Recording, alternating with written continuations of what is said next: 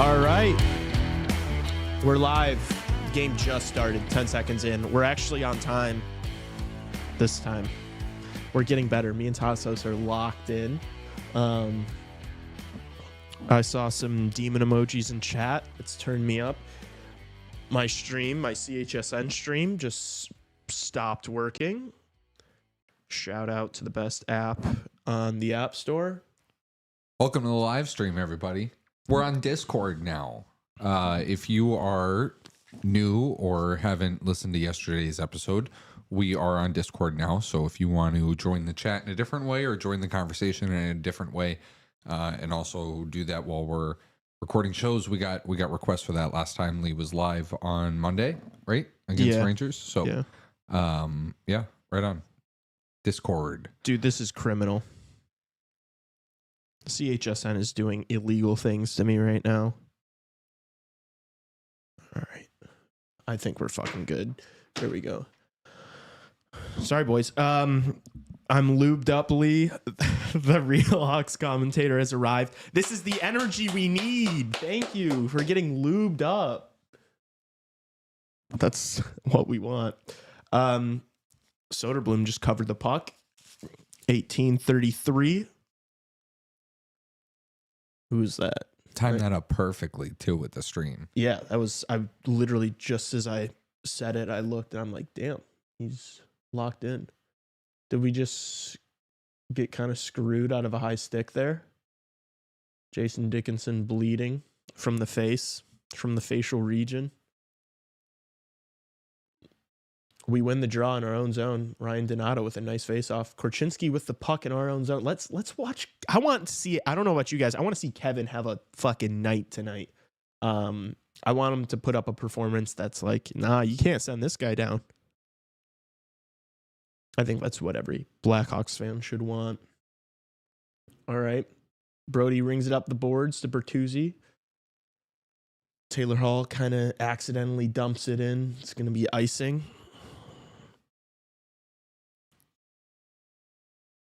How we feeling tonight, boys? Winnable game, no? I think so.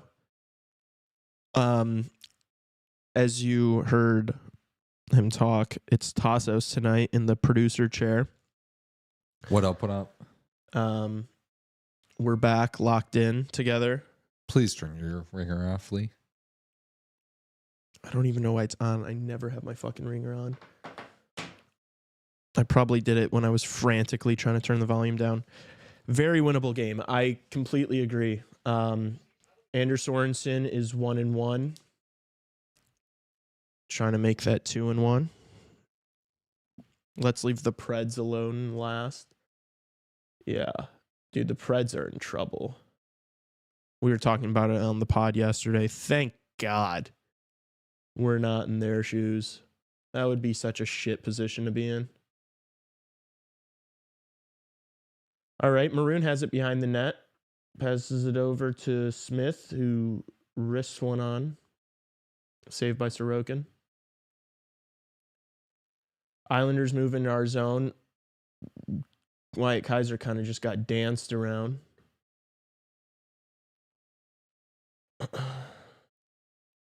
Vlasic. How do you feel about the Kaiser-Vlasic pairing, Tassos? You okay with that? I feel better about it when you're talking into the microphone. I'm sorry, it's hard when I'm...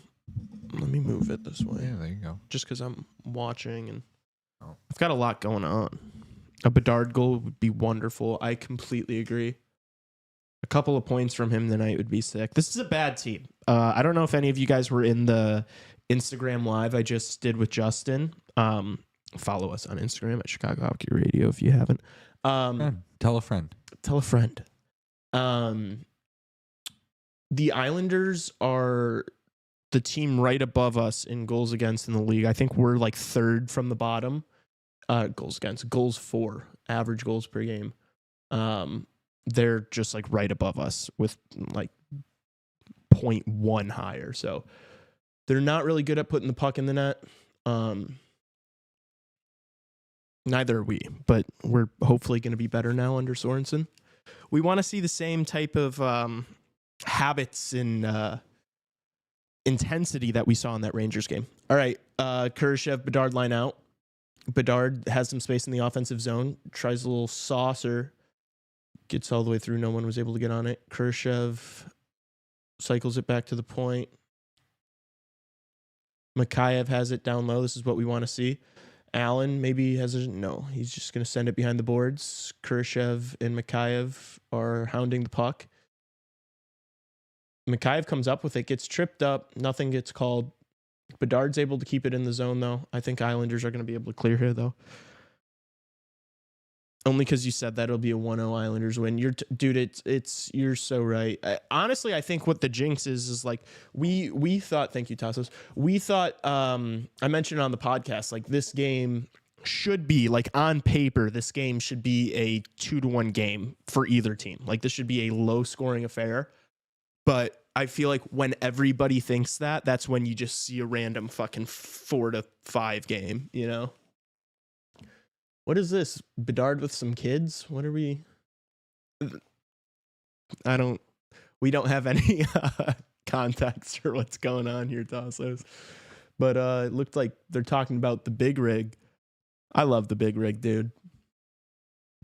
I know I was kind of down on him earlier in the year, but he's just so likable. I love seeing him in that like mom sports coat. Did you see that picture I posted on our Instagram story, Tassos? Yeah. Who's my question about that? Islanders just had a pretty good shot on net that Soderblom saved. My question about that, I mean, I love it. But whose fucking jacket was that? That was like something like my substitute teacher in high school would have worn to school. Like whose coat was that? In like Unreal style. No, but seriously, whose fucking coat was that, dude? Who's pulling up? Like, if I was on the team and somebody pulled up in that shit, I'd be like, bro, like, take that off right now if you want to get in the building. That was something my aunt would wear. Anyway, Vlasic has the puck behind our net. Makes a backhand pass. Icing gets waved off there, thankfully. Foligno in the trenches, down low with Jason Dickinson. Again, we love to see it. Islanders are able to come up with the puck, though. It could be a 3-on-1 here for the Islanders. Nah, they just couldn't sense it. They're so bad offensively that, like, even when they get in scenarios like that, they're like, they can't smell blood in the water. All right. Not really much taking place in the first 5.5. We're at 14-24, just one shot apiece for both teams. Islanders might be in here. I don't even know if he got that shot on net. We could be on a 2-on-1 here. Hall carrying. Oof. Donato passes it back to Korchinski, who has it on the blue line. Shot deflected out of play. All right. Offensive zone draw. Let's see what line's going to come out here. Are these guys going to stay out here? Is Korchinski growing a little stash?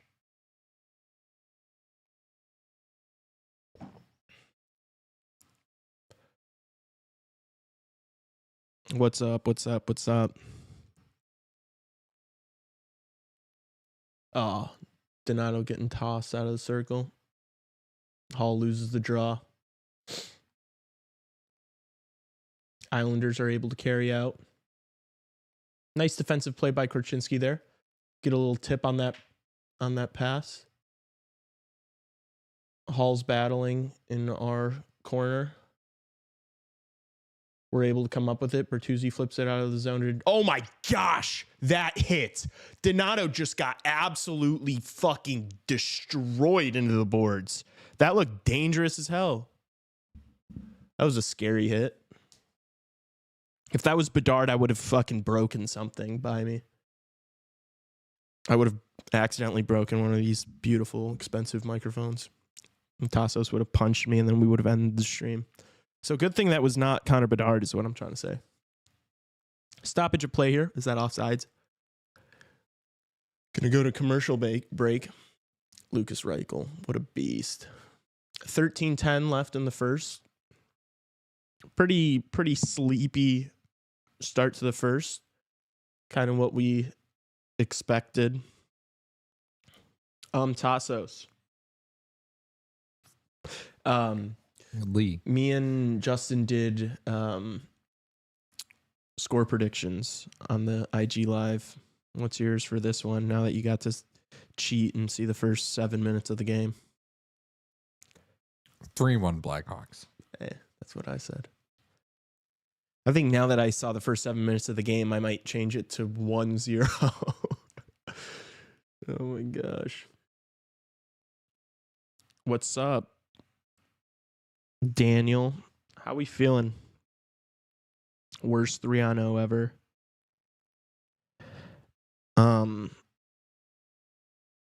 Okay. I did say I said 3-1 just like Tassos did on the IG Live, because I think that if we are able to play remotely as good as we did against the Rangers, we should win this game. And I think Smith being back on that fourth line and Anderson being out, like that fourth line did literally nothing. Like they were completely just invisible in that Rangers game. So I think now actually having four lines, we should be able to beat this team. Isles hockey is painfully boring.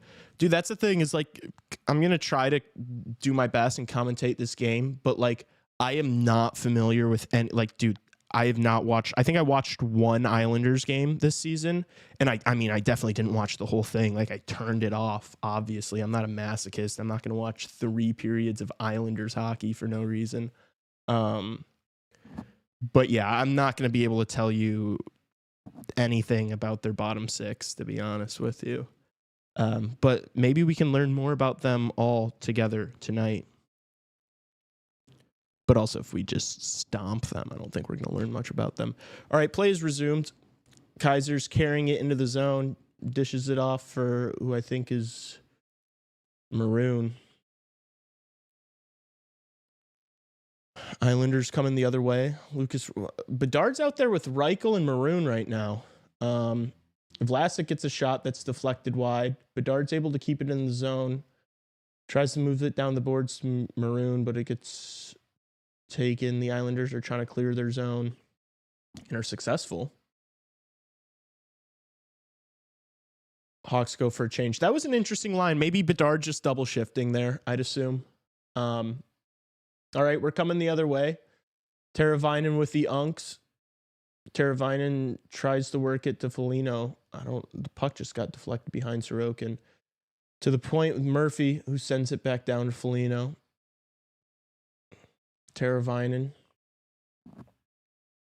Grinding, sends it around the boards. Murphy pinches up pretty high. I mean, this is a good shift, regardless of the outcome.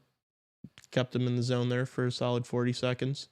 Islanders working the other way. Puck gets deflected up and out of play. Chat, everybody right now, let us know. Can we get some goal predictions? Who's scoring tonight? I said First goal, game-winning goal? Let's just do anytime.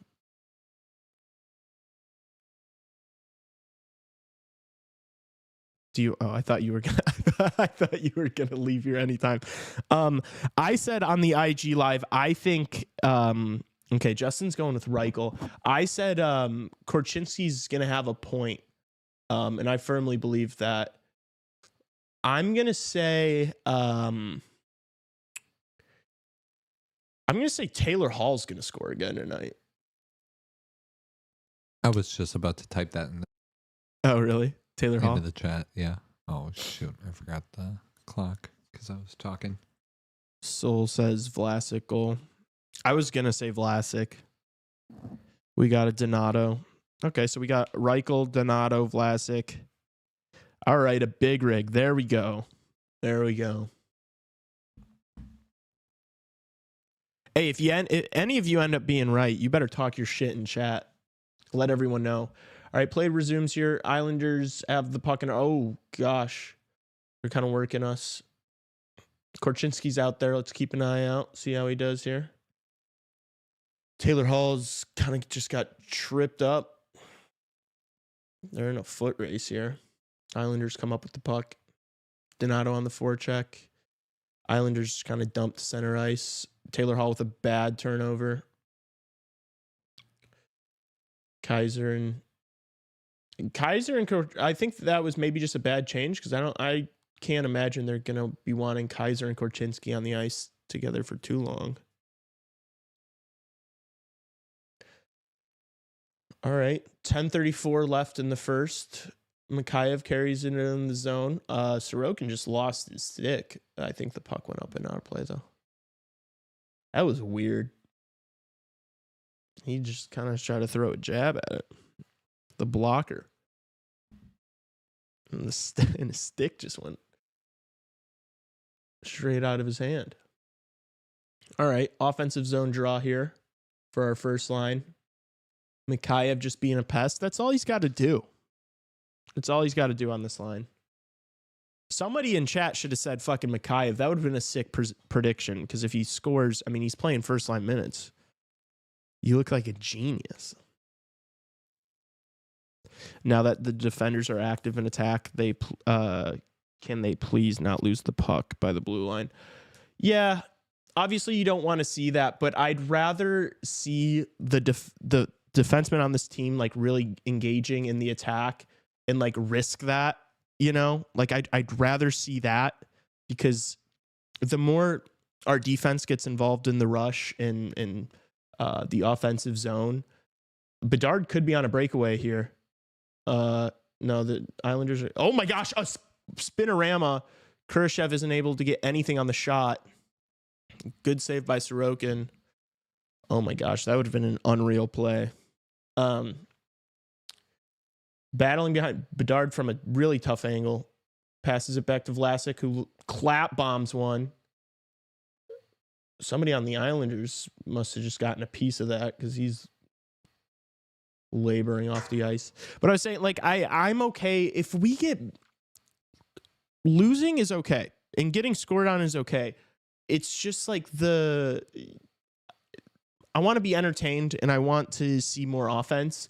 And so I'm okay with our defenders taking bigger risks, especially in the offensive zone, if it means more offensive zone time and more goals. Hawks are able to clear their zone. Weird carom off the ref or something there.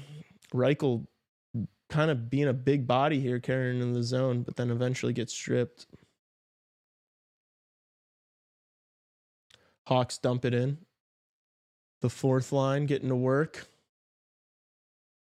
Reichel and the OGs. Vlasic looking for a forward pass. Finds Maroon, who just rings it around the boards. Irvine trying to keep it in the zone. Ooh, almost a nice little stick lift there by Jason Dickinson.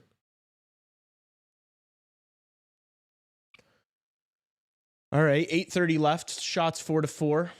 Islanders trying to get it out of their zone. Blackhawks create a turnover in the neutral zone. Foligno flips it in. Ooh, Dickinson just kind of laid the boom there. This line's looked good. They looked good in the Rangers game. They've looked good so far tonight. It's a line that's just going to be a shutdown, eat minutes. You know, don't do anything stupid. Be responsible in their own zone. Once they're in the offensive zone, just grind down low and you know, sustain some pressure. That's all you can ask out of them. Islanders getting a few chances here, a couple shots that go wide. Nothing too crazy. We really haven't seen like an A+ chance yet in this game. Donato tries to get it out of the zone. Bertuzzi's able to succeed. Damn, Donato's flying tonight. He wants blood. Bertuzzi and Hall now battling in their corner. Hall comes up with it, dishes it up to Vlasic. Shot from the point deflected. Good save, Sorokin. That's what you want to see. You want to see shots from the point with so much traffic in front of the net. That's how you're going to score on goalies like this. And that's what the Hawks have not done enough of until very recently. Nobody wants to get in front of the net it felt like for most of the season so far. So it's good to see. And especially when Vlasic's got, we've talked about it so many times, Vlasic's got a fucking bomb. Oh, what was that? I love that. A nice little sound effect. That was synced up with the game too. I thought you accidentally turned the volume on the TV or something. All right, Kershev loses the draw. Islanders are cleared the zone, but it goes out of play. I think off deflection. Feels like the defenders are shooting more though, so that's something. Yeah, I think it's super important. It can't just be are you okay? It can't just be the forwards doing everything offensively, because let's be honest, we don't have the best forwards in the league. So if we're gonna score and we're gonna win games, the defense is gonna have to pull their weight and be more impressive offensively.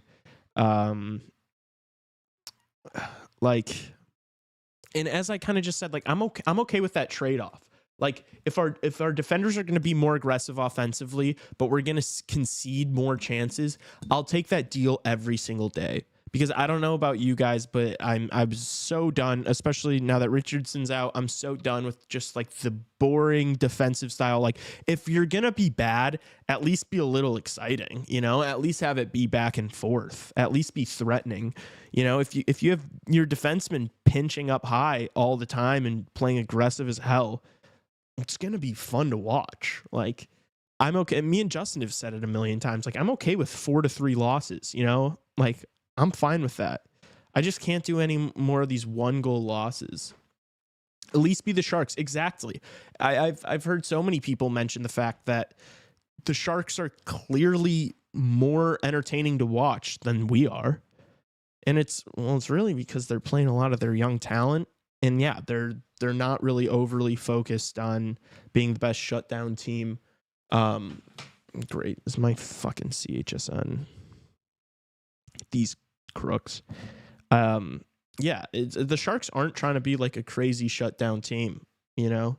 They're just trying to have their young forwards be as effective and free as possible, and that's exactly what we should be doing. Sorry, fellas, I'm trying to get. Are we live here? All right. Bedard loses the draw. Islanders are able to come up with it.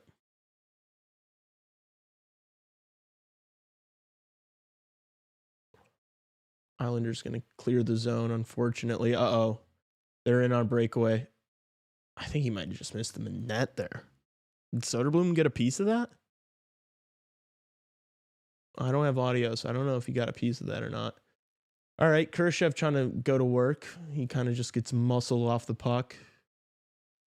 We're not really able. You'd like to see him ring that around the boards and let Mikheyev get to work there. Uh-oh, another turnover here. This time by Kaiser. I don't think the Islanders are going to be able to do anything with it. Shot from the point. Soderblom steers it wide. Hawks clear their zone. Probably going to go for a change here. Hopefully it's not a bad one. Ooh. Shot wide. Nice play, Maroon. I also feel like Reichel on this line, like, he just looks like a completely different player. I feel like he's learning a lot from these guys. He looks a lot more responsible in his own zone. Ooh, that was a dangerous play, but pretty nice exit by the Hawks there. I feel like he's just been so much, like, he's been stronger on the puck. He's looked better in his own zone. Really happy with the improvements that we've seen Lukas Reichel this far into the season. One of the few bright spots on this team early in the year. TJ Brody, however, not so much. Korchinski's going to carry it in the zone. Gets absolutely body slammed into the boards, but is successful nonetheless in getting it in deep. Dickinson battling down low. This is where he loves to be. Foligno's salivating right now. He wishes he could get in on that. He's waiting patiently, like a predator stalking its prey. Hawks are able to keep it in zone here. Maybe a nice little cycle. Let's get a shot on goal here, please. Brody's going to rip one. Gets deflected. I don't even know where it went. Way out of play. Dickinson laboring again. Man, this guy's getting beat up in this first period.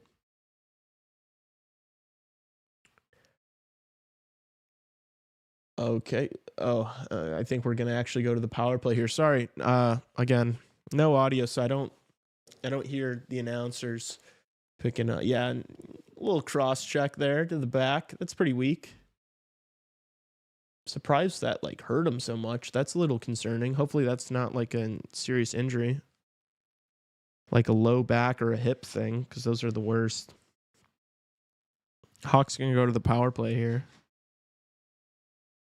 Power play is something that I think we can all agree on. It'd be nice to see that improve. We haven't been the worst, but it's so streaky. It's like we'll have a couple in one game and then nothing for several. Just want to see Bedard get to work.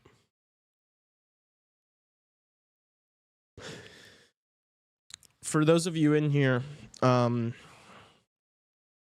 do you feel about the Bedard line, the first line? You know, Khrushchev and Mikheyev. Do you understand it? Do you not understand it? Do you think they need to put Teravainen up there? I feel like early season, I was like very much so for the Khrushchev Bedard thing. But I just feel like Khrushchev has just been so incredibly unproductive. Yeah, Khrushchev ain't cutting it. Yeah, I just feel like he's been so unproductive that it's like, why is he like remained in the top 6? I don't know. I guess you're not going to put him in the bottom 6 on like a shutdown line because he's not the best defensively. He's been like one of the bigger disappointments for me, honestly. Phil's wash, get Turbo back up there. Yeah. It would be nice if we could have like a talented player that's also very aggressive on the forecheck and is going to go to the dirty areas. Call up Frank. Yeah, we all want to see it. We all want to see Frank called up. All right. Hawks getting to work on power play. Bertuzzi, nice cross-ice pass. Bedard was almost able to score there. Wasn't able to get much on it. Islanders going to clear the zone. Damn, that was like one of the best opportunities we had. I think the pass was maybe just a little too hot for Bedard. Whenever Khrushchev's contract is expiring, he's going back to Europe. I don't know. I think there are a lot of teams that would take a chance on him for $2 million. Like he's making like $2 million a year. It's not like he's breaking the bank. He's a talented player. Like, but this year it's just not been going well for him. You know? The production's not there. All right, let's get this puck up the ice here. Pass it back to Bedard. Ooh, a couple nice moves from Bedard. See, that's what I want to see every single zone entry on the power play is just Bedard stick handling and carrying the puck into the zone. We don't need the dump and chase. Just let him carry it in with speed and dump it off to someone else. Nice shot from him. Ooh. Bertuzzi whacking at it. Net front. Now he's got it behind the boards. Rings around for Bedard. Nice little move. Backhand of Vlasic. Rip one here, Bedard. I didn't see anything. Cycles back to Vlasic. Over to Bedard. Pass down low to Bertuzzi. Looks for Donato. Not there. Back up top to Bedard. We got to have someone shoot the puck here. And it's Bedard, and it's a good save by Sorokin. Donato battling for it down low.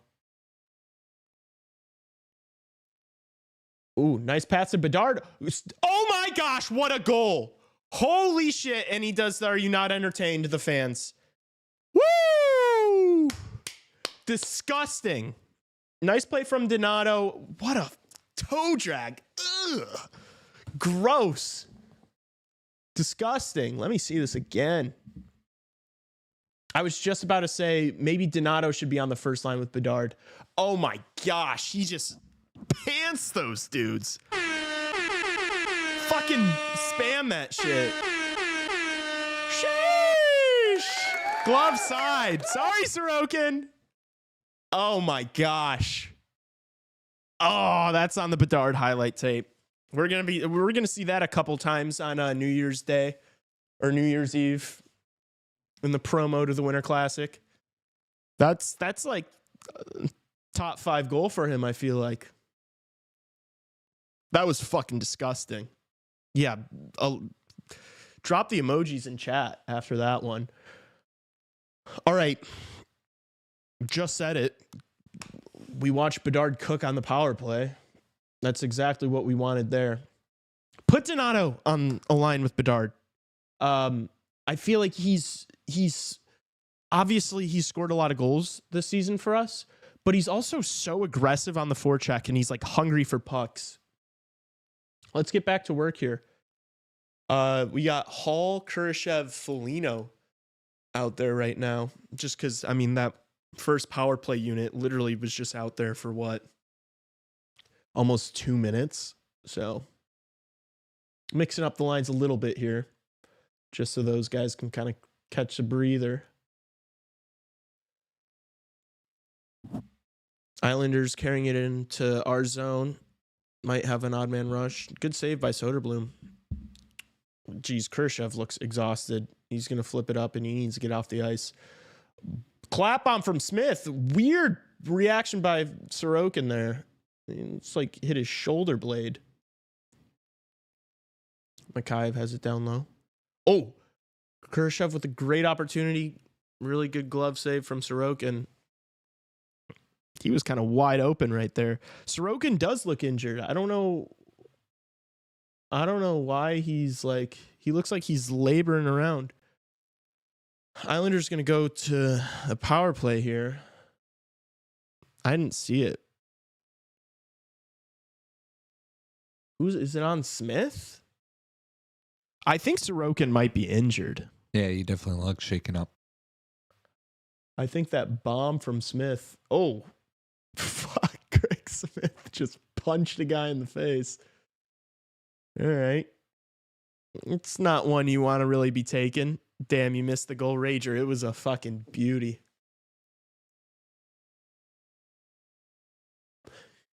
It was a Bedard classic. Penalty kill percent leader since November 1st. It's pretty good. Pretty good. Our PK is pretty awesome.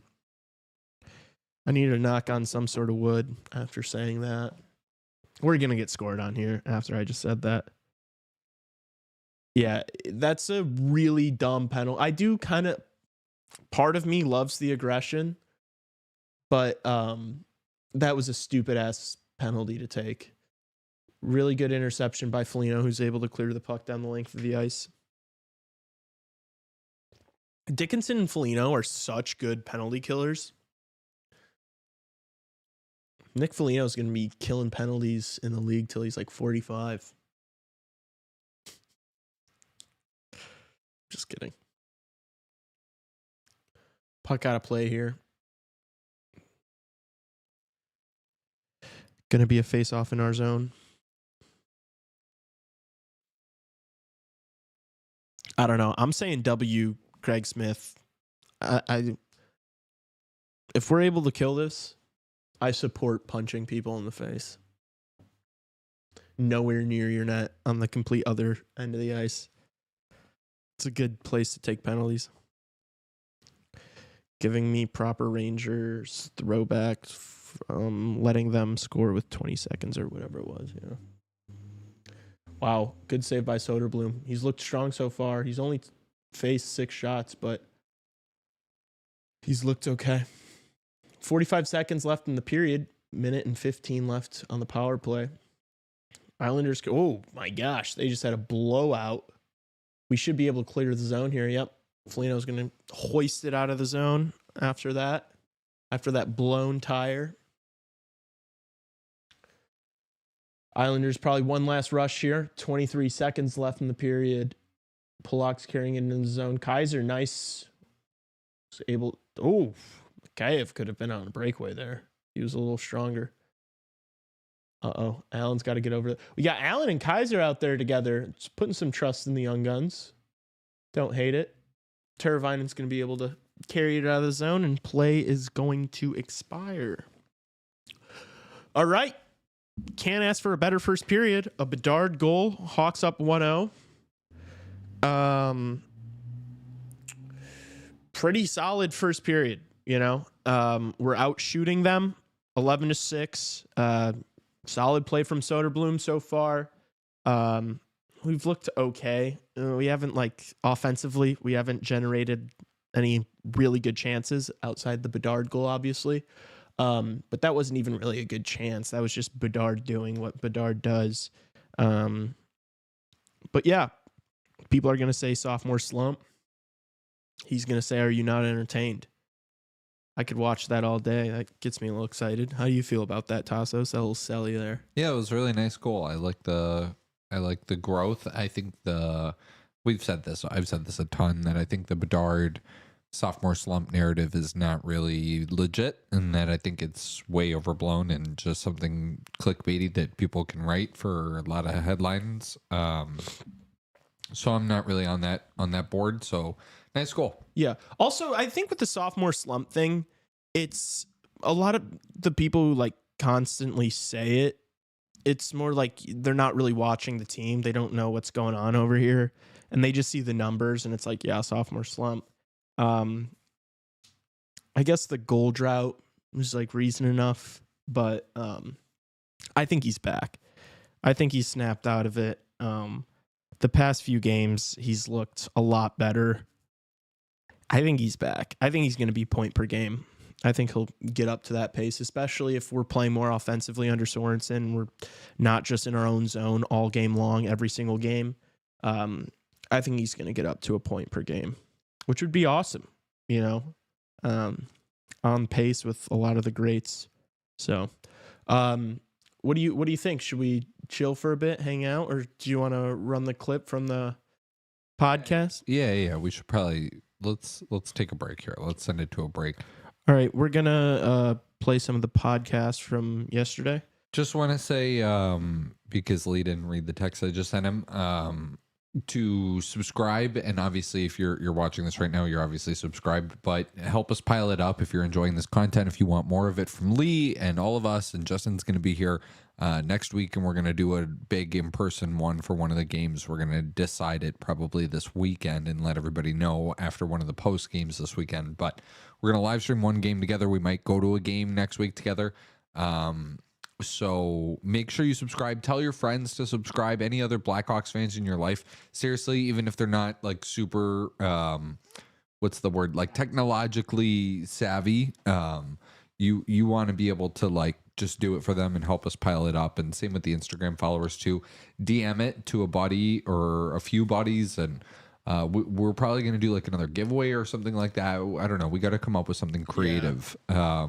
But we want to do something with like at games this month. We're going to go to a few games this month. The Winter Classic obviously is going to be a really big thing. So hopefully meeting some of you guys in person. Yeah. So we're going to send it over the podcast now. Clip 1, right? Yeah. Cool.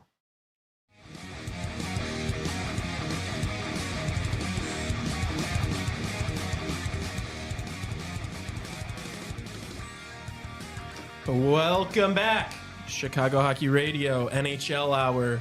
I'm Lee Grossman. With me in studio is the birthday B-boy, Tassos Kirkos, and on Zoom, Justin Lynch. Not his birthday, but it's okay. No, we're a few months away from that, but we'll get there.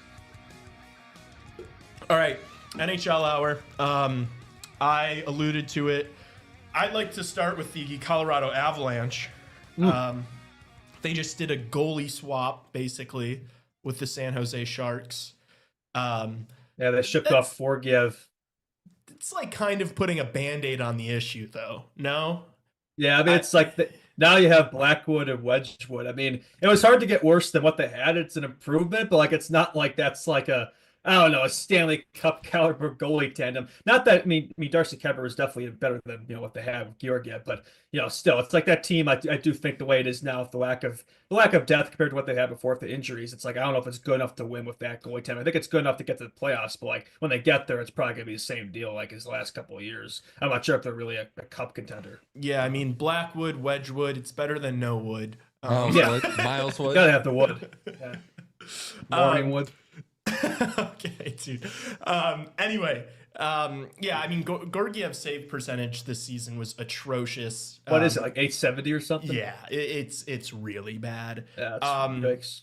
I don't know if Blackwood really is gonna move the needle. It might. I mean, he's been playing in the Sharks, and he's actually been kind of respectable. He's kind of kept them in games that had no business being in. And now he'll play in a better, from a better team or from him. I think I only help his numbers. So it's improvement, but it's not like a drastic, change. So. I think, and for a team, and so I was low on them at the start of the season, but now that Nichushkin's back and the way Rantanen's playing and McKinnon.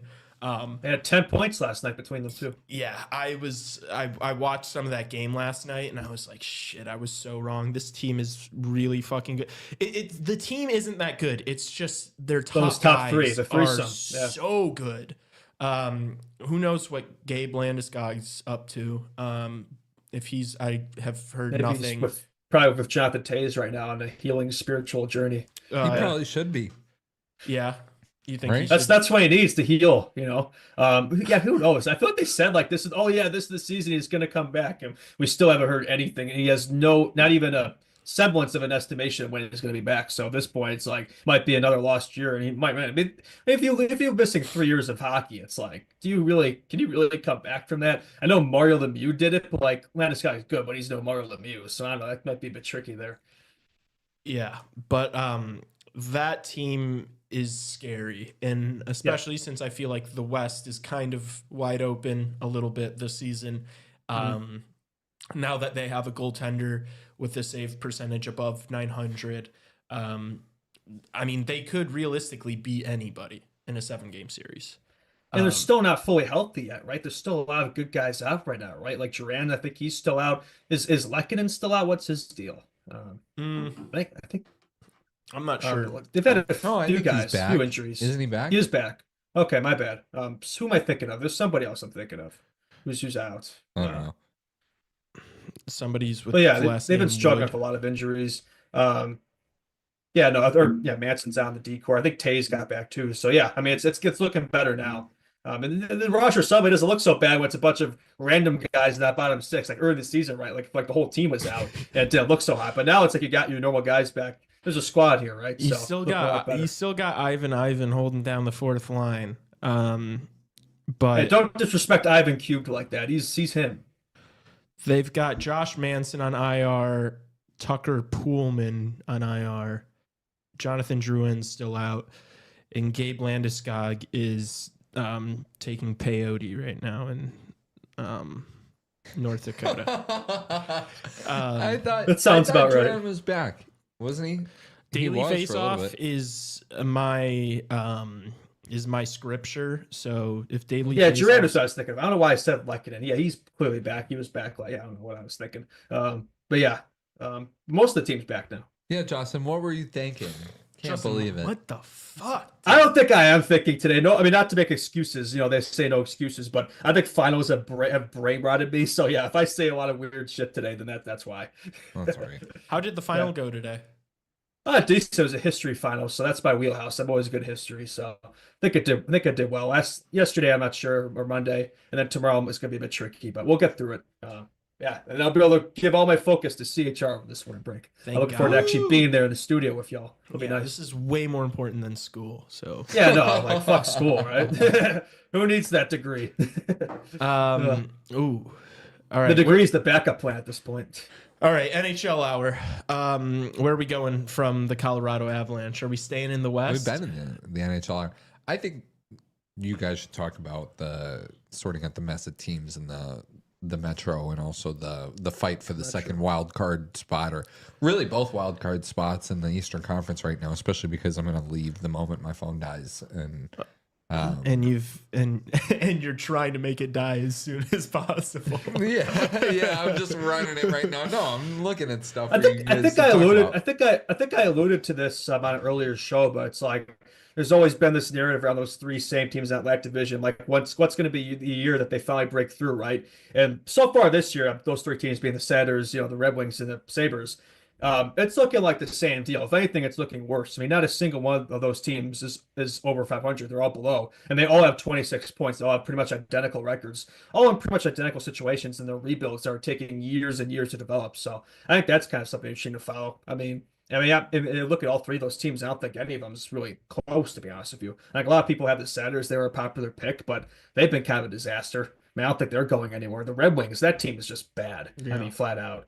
The Sabres have promise. I feel like of those three teams, I'd be most confident in them, but it's also the Buffalo Sabres. They haven't been anywhere in 13 years, so it's like. Did you guys see any of that Kevin Adams press conference?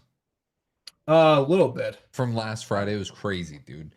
It was before they were, it was Friday morning, before they were, when they were in on Trouba, and then they ended up being out on Trouba, and Trouba didn't want to go to Buffalo, and he didn't want to go to Columbus, and the Kevin Adams press conference was basically like, we don't have palm trees here. We have taxes. Cold ass fucking winters. Yeah. Did a fan throw like a palm tree, like not actual palm tree, but like a balloon or something of a palm tree on the ice there, making fun of that or something? I'm pretty sure that happened. I might be totally making it up. I'm pretty sure I saw something about that. Okay. I was wondering what that was about, so now I know. Thank you for bringing that up. Yeah. Very interesting. I mean, the fans in Buffalo, and the reporters in Buffalo who represent the fans, they don't take any, especially now, they're fed up. They're going on, this is the 14th year if they miss the playoffs. So that's insanity. So for all your Blackhawks fans are like, oh, it's taking so long. Like we were spoiled rotten, right? 3 cups in 6 years. This is year 3 of the rebuild. A lot of Hawks fans say it's been going on forever. No, it hasn't. It's year 3. Just because we missed the playoffs since 2017, not counting the bubble, that doesn't mean we've been rebuilding that entire time. It's only been 3 years, really. So let's keep things in perspective. Looking at these 3 teams here, I think they're all great examples of a rebuild's going wrong, right? I mean, you could say eventually it's going to work out, but the Weiser plan, I don't know. I mean, do you guys still have faith in the Weiser plan? Because it's waning for me. I don't think there's much of a plan there. The Sabres, they're the Sabres. We've discussed them. I mean, the Senators, maybe they're the closest, but I mean, the morale isn't exactly great over there at the moment. So I wouldn't say they're that close either. Sens Twitter is repeatedly talking about what major pieces they're going to move on from to try to kind of retool this, what was already a rebuild, basically. So I honestly don't have, I mean, on paper, the Sens should be the best of those teams, in my opinion. I think they've got the most talented players. Yeah. Ullmark was supposed to, save them, right? That was their issue, right? It was goaltending all along. Once they get the goaltender, they'll be in, but that hasn't happened. Who do you think gets the wild card spots? Right now, Tampa and Philly sitting in them. I don't think Philly's going to stay there. I mean, Tortorella's an outstanding coach, and he gets the most out of them. But Michkov is, I can't glaze him enough. But it was a similar situation last year, right? They overperformed a lot. This year it feels like they are too. I do think that they're a bit better this year. But are they going to make the playoffs? That's a big ask, man. I don't think they're going to last there. But who bumps them out though is the question. I mean, as bad as this Rags team is right now, they probably eventually figure it out. I feel like that team's too good, even with their woes, to miss the playoffs outright. I don't think they're going to do anything if they get there, but surely they're not going to miss. I would still pick them over the Flyers. Agreed. Yeah. I'm going to pick, because I'm going to walk out of here now. I'm going to pick the Rangers, and I'm going to pick the Columbus Blue Jackets. No, I'm going to pick the Ottawa Senators to sneak in. Oh, okay. I'm going to pick the Ottawa Senators to sneak in. I'd love it to be the Sabres, but Kevin Adams kind of implied that he was in on Marty Necas too in that press conference. It's a really interesting watch. What a season. If anybody has interest in it, man, I would go back and recommend it. Even just clips of it are really good. But yeah, I don't know. Marty Necas has been unbelievable. But I think Tampa Bay sneaks into that 3rd spot, and Boston drops out of the playoff race, and I think Ottawa sneaks in there. So one of those 3 teams, Buffalo, Detroit, and Ottawa, have to do it. And I think Ottawa's the most poised to do it, even though they're probably the most dysfunctional out of all of them, too. But the others are just bad, or in the case of the Sabres, young and bad, and I will say, need more players. I don't know. We've been talking about coaches a lot lately. I'm shocked Derek Lalonde is still the head coach of the Detroit Red Wings. The fact that we fired Richardson before they fired Lalonde, like I would have never expected that. So I'm a little surprised. I feels like, I mean, if it hasn't happened now, like he's probably good for now for this season. I don't know. Maybe I'm wrong in saying that, but it feels like that's a move they probably should have made already. But I'm not sure if you all agree. If he's what I mean, he's not solely the problem there, but he's definitely a issue. I think Wings fans would agree with that. Uh,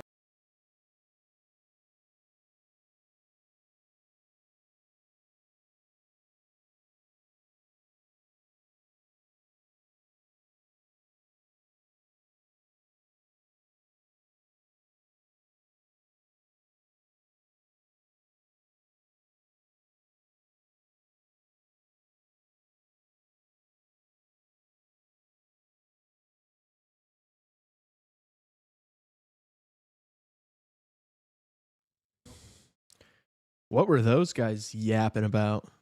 Am I right? I'm just kidding. Good one.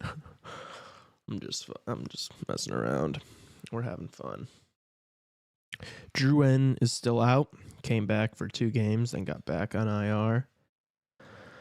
You only know because you have him on your fantasy team. What did Bedsy? Did Panger like interview him and did he clown him? I must have missed that. I did not have I'm not gonna lie. I took the broadcast off during that intermission. That doesn't surprise me though. He's so like Bedard is like low key like super smug. It's hilarious.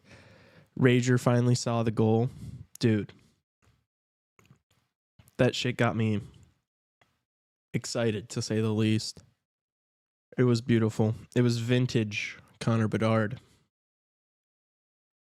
I'm having some troubles here, Tassos. Feels like you're always having troubles, but I won't lie to you. Okay. God damn it, I walked into that one. I really did. All right. Expectations here for the second period. Honestly, more of the same. Maybe a little bit more energy. A little bit more, hunger. Get after pucks. But he said that would have beat me glove side. And Bedsy said anything would have beat you glove side. Damn. Damn. He is such a little shit. What a little shithead, dude. That's hilarious. That is pretty wild to pull out for no reason. What? That it would have beaten him glove side? Yeah. Yeah. Like anything would have beaten you. Glove side Panger. That's crazy work. I wonder if they have like, I don't know. I feel like if I was like a stud in the NHL, I would like tell some like whoever the TV guy was for whatever team I was on, I'd be like, hey dude, I'm gonna give it to you a little bit just as a joke, just so you know, like off camera, and then I'd like talk shit, because that's what the game needs. That's what the NHL needs. Is we need marketable superstars, and so Bedard's quiet, obviously, but it's pretty clear that he's got like a funny personality. He seems like one of the boys, That's so funny though. Such a fucking, oh my gosh, dude. That celebration. I'm going to watch that goal like 5 times before I go to bed. I don't know about you guys, but gets me excited. All right. Period 2 here. Let's no goals. Solid in our own end. Let's get a couple more. Let's kill this team. Hawks are minus 130 favorites now.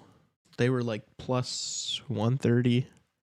Eli Anderson, let's go Hawks. E-boy, I can always rely on you to come in every stream, drop a let's go Hawks, get me a little fired up, and then dip out. All right. Second period underway. I completely forgot that the Islanders still had 20 plus seconds left of power play time. It was nice that we just burned a few of those, though. Murphy retreating. Going to try to take some time in the corner here. Islanders are able to come up with it, though. Cycling the puck. Shot never got through. Good block by Vlasic. Another one that goes wide. They only had 6 shots in that first period. Smith's able to carry it out of the zone, and that expires the penalty.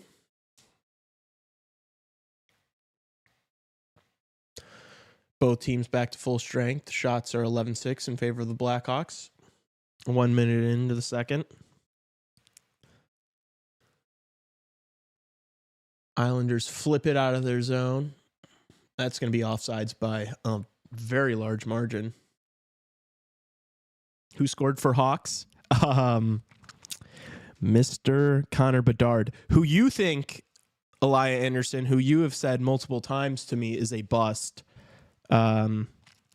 He scored an absolute beauty of a goal. Wow, looks like he gave a hell of a speech in the pause. Anytime somebody says pause, I think. Bedard stick handling here, carries it into the... Oh my gosh, you can tell he's on one tonight. He's feeling different tonight.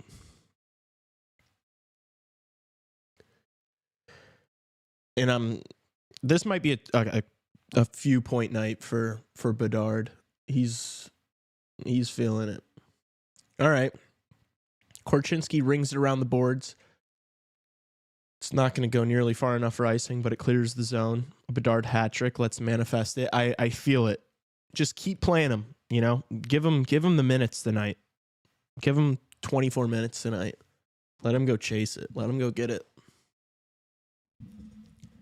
One more in this period, and then he has the empty netter. Yeah, he's on a heater tonight. Wonder what he took before the game. Dude, I think he was just probably playing soccer and ripping the smelling salts. He doesn't need anything else. Guy like him. He's locked in, though. Can't glaze him enough. Stream East ain't stroking it tonight. Keeps freezing up. Dude, that's so capped out. I'm not going to lie. Oh, Hawks shot from the point. It looks like it hit Bertuzzi in front of the net. I'm not going to lie. That's why. Oh, Hall with the shot. Deflected again. Jesus, neither of those got through. Bertuzzi's able to come up with the puck, though. Great shift by this line. Bertuzzi's pass to Donato got deflected up and out of the zone. A couple of solid looks for this line. Allen passes it to Donato, who sends it down low to Bertuzzi. Hall. Hall cycles it back down low. Islanders going to be able to get out of the zone finally. Really good shift from that line. Carrying momentum through the intermission? Do my eyes deceive me? Dude, right? We're so not used to seeing this. You can't lie. Like this. Oh my gosh. That play by Smith. If he's able to score here. Oh, really good save by Sorokin. He just fucking batted that thing out of midair. All right, Aaron Judge, calm down. Here he is again behind the net. Backhand up to the... Oh, Kaiser loses at the blue line. It's okay. Reichel comes back to help out. Reichel carries into the zone with some speed here. Man, he can turn it on. Oh! Try to go weak side. Islanders going to be able to clear here. Dude, when Reichel starts bouncing like that, Reichel looks way more confident. Dude, when he like starts moving and he just starts bouncing, you know he's going 1,000 miles an hour. That kid can fucking skate. So can Patrick Maroon. I'm just kidding. I'm just joshing. Islanders gain the zone here. Backhand attempt goes behind the net. Still only 6 shots on goal for them. Teravainen lines out right now. Vlasic flips it to center ice. Islanders send it back into our zone. I would love to, something Lee is hot on the stream. Oh, I'm so hot. I'm actually like pretty warm right now. Tassos looked at me like something about Vlasic's game is like we came into the season and I think we were all hoping that he would improve the offensive side of his game, and he has. Like, obviously, he's looked so much more confident with the puck on his stick, and he scored a couple of goals. And, we might have a chance here. This first line, Khrushchev looking to get it to Bedard in front of the net, isn't able to do so. Mikhaev has it on the board, sends it back to Brody, who just risks one. Ooh, weird deflection there. This line's kind of dominating right now. Maybe a call coming here. Are they going to get us for like goaltender interference or something? It looks like Khrushchev's going to the box. What was that?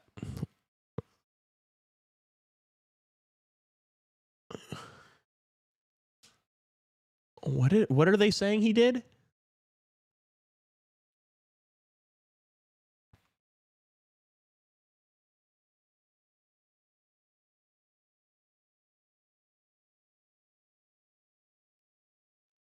I don't know what the call is here. Was that because I don't have audio? Was that goaltender interference? What did I just watch? Fellas, can you guys help me out? What the fuck was that? Anyway, someone please let me know in the chat what the fuck that was. 20 seconds have already gone. Oh, great fucking save by Soderblom. Able to get across the crease that quick. Goaltender interference. That's crazy.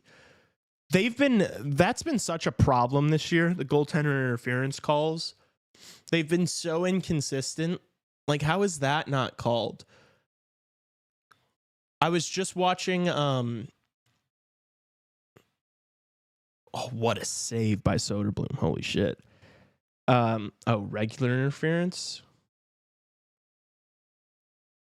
Either way, that was soft, because it's like if it was like a regular interference call for what he was doing to that defender, it's not like that guy wasn't giving it back to him. It's not like he was that's kind of weak.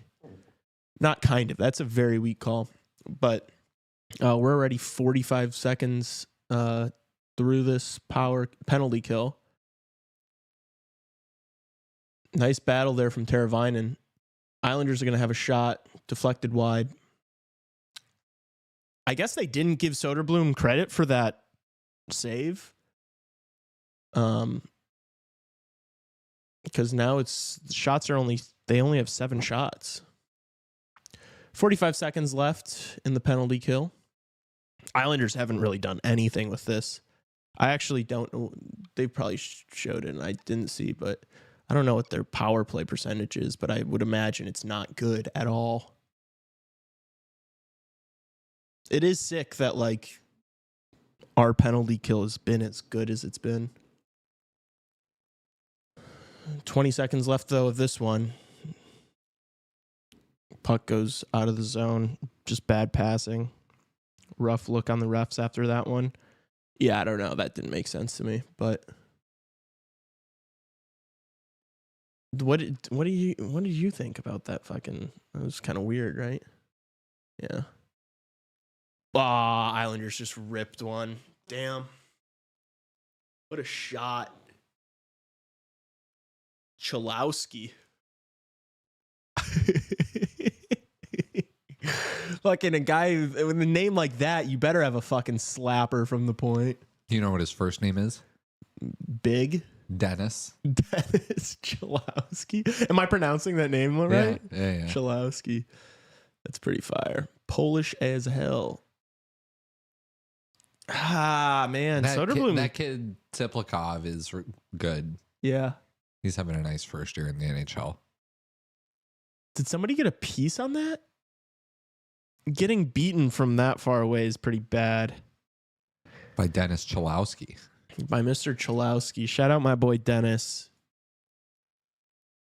All right, well, that sucks. I feel like maybe Soderblom should have had that one. What do you think? A little soft, maybe? No. No, it was a rip. It was a rip. He's screened. Yeah. No, he wasn't. A little bit. I think he saw that thing all the way. I think it was just he just fucking ripped it. That Dennis Cholowski heat. Oh, nice move by Taylor Hall here. Oh. He gets rubbed off the puck. Islanders going back the other way, 3-on-2. Korchinski's back there. Oh no, Soderblom's on his butt. What was that? Soderblom just fell over in his own crease. I don't even think anybody touched him. Uh-oh. I don't like the way the last minute and a half have gone. Cholowski. Fucking Dennis Cholowski, dude. It's what's I like. You're such an encyclopedia. You know how many players in the NHL do you think you don't know? Me? Oh, Yeah. I don't know. Like, I wonder. Probably not a lot. Probably, I wonder how many I could find. Probably 2. This would be a great segment, actually. Would be me trying to find players that you haven't heard of. Yeah, like, give me last names and I'll give you first names. Or like I give you a last name and you have to tell me the team.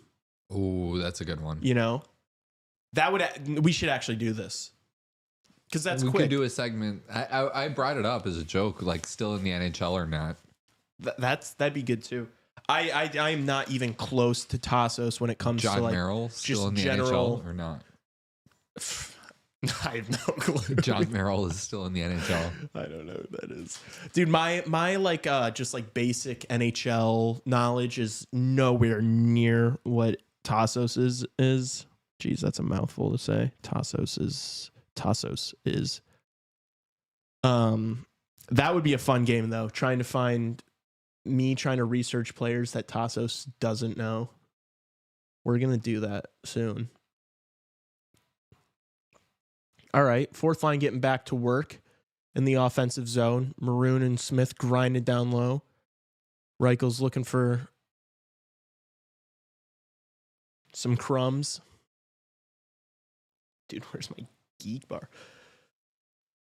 Nice play by Maroon to keep it in the zone. Finds Smith down low. Back to Maroon. Nice give and go. Oh, what a play. Reichel wasn't able to finish it off. I don't know if he even was able to get a piece of that.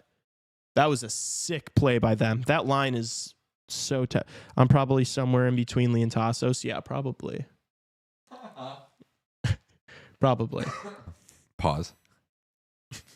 Hey, yo. Yeah, it's gotten better the past couple years, but like growing up, I did not give a shit about the rest of the NHL. I only watched the Blackhawks. It wasn't until like I don't know, maybe 3 years ago that I actually started paying attention to like the rest of the NHL. I just like didn't like, if the Hawks lost in the playoffs or something, I wouldn't watch. Like I wouldn't watch games. Like growing up, I wouldn't watch games that were non-Hawks games. Until a couple years ago, and now I love it, and I don't know. I think my just appreciation for the game has grown so much over the past couple years. But especially now on this show, like I'm gonna lock in. I should have known about Dennis Cholowski. It's so funny just seeing the bolded chat from Chicago Hockey Radio just be Dennis Cholowski. Oh my gosh. That would be a funny ass player to bring up. Like, have you heard of Dennis Cholowski? Oh my God. That's good. We're doing that though. We're doing that. And that'd be such a clippable segment too. If I can find some like really funny like third D pairing names, that's like, this guy is not an NHL player. Hockey's basically like a religion here in Canada, so I grew up watching it my whole life. No, I watch hockey. I just didn't care about anything besides the Blackhawks. This is Lee's actually first season watching hockey. Shut up. That's so not true. It's so not true. I called what was happening in the postseason last year. I knew the Panthers were going to win that. before the postseason even started. I watched all of last year. I was so tapped in last year, and I knew when the Oilers were fucking bums. I didn't put a future on it because I never thought they were going to win the Stanley Cup, but I knew the Oilers were going to turn it around. I was watching when they were like in the slump of that, like the beginning of the season. I would watch those games and I'm like, dude, they're so close. Like this roster is stacked. And then last year I was like literally posting on my Instagram story, telling all my friends to bet on the Florida Panthers. I was telling my friends to bet on the Florida Panthers in the first round to win the whole thing. I made a decent amount of coin off the Florida Panthers last year. All right.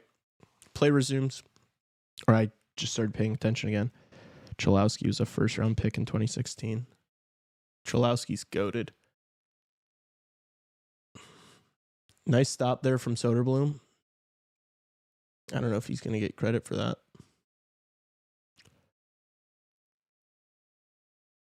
The third line, the Teravainen with our OGs are out there. Islanders carry it in our zone. Oh, awkward little play there. Soderblom steers it to the side.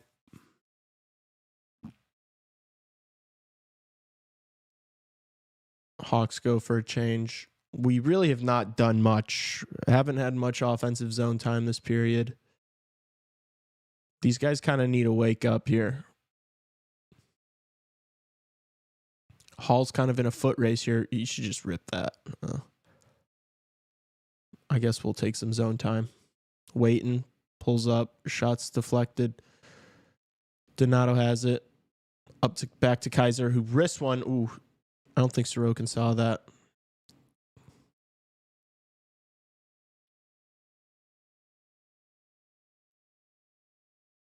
Nice feed by Kaiser. Oh, another nice play. Bertuzzi. Another awkward one. Almost, yeah, that just hit Sorokin's head. He's holding up his hand. I think that one rocked him. Maybe it just fucked up his mask. Imagine an Oilers-Panthers rematch in the Stanley Cup final. I could see it. I don't know. I don't think the Oilers are... That was my preseason cup final. Oilers-Panthers again? Yeah. Running it back. I mean, they can, dude. I think the Panthers can beat anyone again. Like, I don't know. For some reason, I just feel like I guess I don't really remember how I felt this time last season, but it's like I don't really feel too strongly about any team.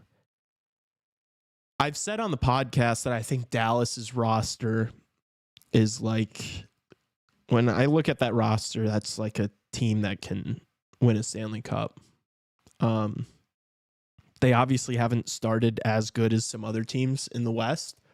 But also I kind of think that's a good thing. Tassos and I were just talking before the stream. Austin Matthews has been like, he's only played 19 games.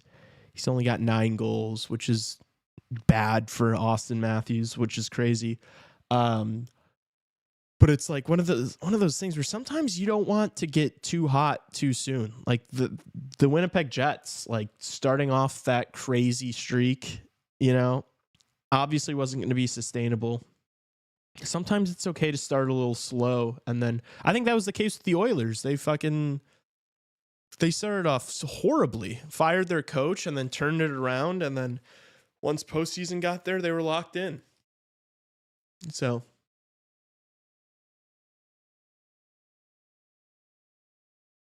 I could see the same thing happening with Dallas, honestly. Just towards the end of the season, they're going to ramp up their play. And also once they're completely healthy and stuff. What would be the most mid Stanley Cup final? Let's think about this. And realistically, like with teams that could actually get there. Dallas, Carolina. I was just going to say Carolina. Carolina, not Dallas. Carolina, Winnipeg would be worse than fucking... Well, yeah. Carolina, Winnipeg would be pretty excruciating. I mean, two of the just small markets. Obviously, like the teams have been good. But Carolina was like an atrocious market for the longest time. Like nobody went to those games. Yeah, now people do though. Yeah, now they do because the team's good. That's kind of the situation with. I did a deep dive past day and a half now on that Buffalo Sabres squad and what they've going on. That's a nightmare over there. The Minnesota Wild against the Washington Capitals. That would be bad too. Yeah. Yeah, you want to see either big names or a like an original six or like a big team. You don't want. I mean, Minnesota would be pretty cool just because they haven't, like the state of Minnesota is basically just a proxy state of Canada. So it would be pretty sick for them. Not that I give a shit about any Central Division team. I hope they all suffer. There's like 5 legitimate teams that can win it, and the rest just trying to win around. I completely agree with you, Rager.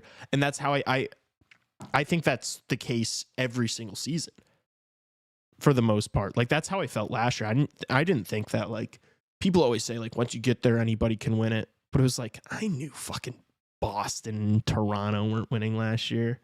Like everyone knew Nashville wasn't going to win, you know? Vancouver, it was like, yeah, they could, but you got to win 4 series, bro.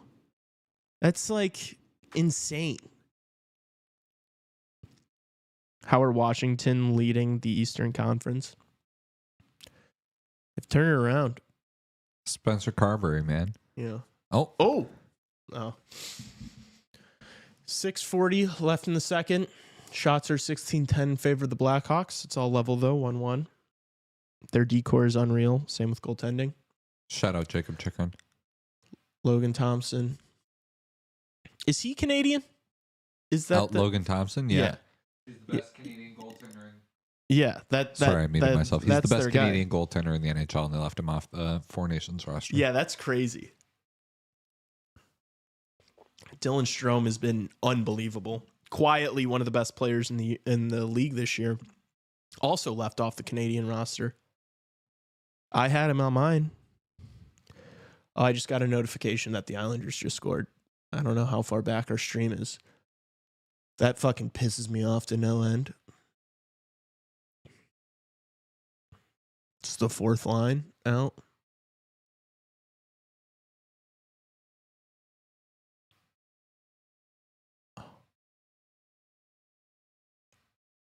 Oh, when's it coming? Oh, Korchinski's out there. Oh, wasn't his fault. Traffic in front of the net, maybe. Soderblom just didn't see it. How far back am I? This is my problem with CHSN, is because there's no way to know. Like on YouTube, when you're watching a live stream, you can tell if you're not right up there. But on CHSN, it says that I'm completely live, but I'm not. Oh, yeah, Soderblom couldn't see that. Oh, shit. He threaded the needle there. He was nowhere near that. Don't care, Bedsy goal. The most mid-final for me would be Vegas versus Florida. What? Dude, that'd be so much better than any of the matchups we just mentioned. You're telling me you'd rather see Carolina versus Winnipeg than Vegas and Florida? That's crazy. Now the Islanders are going to park the bus. Well, if it means more zone time and shots and opportunities, I'd rather watch us play offense.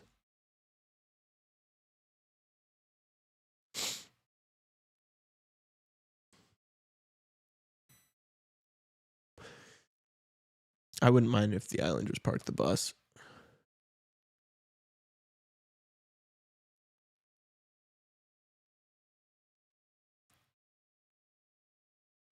All right. Second line out there. We need some zone time, man.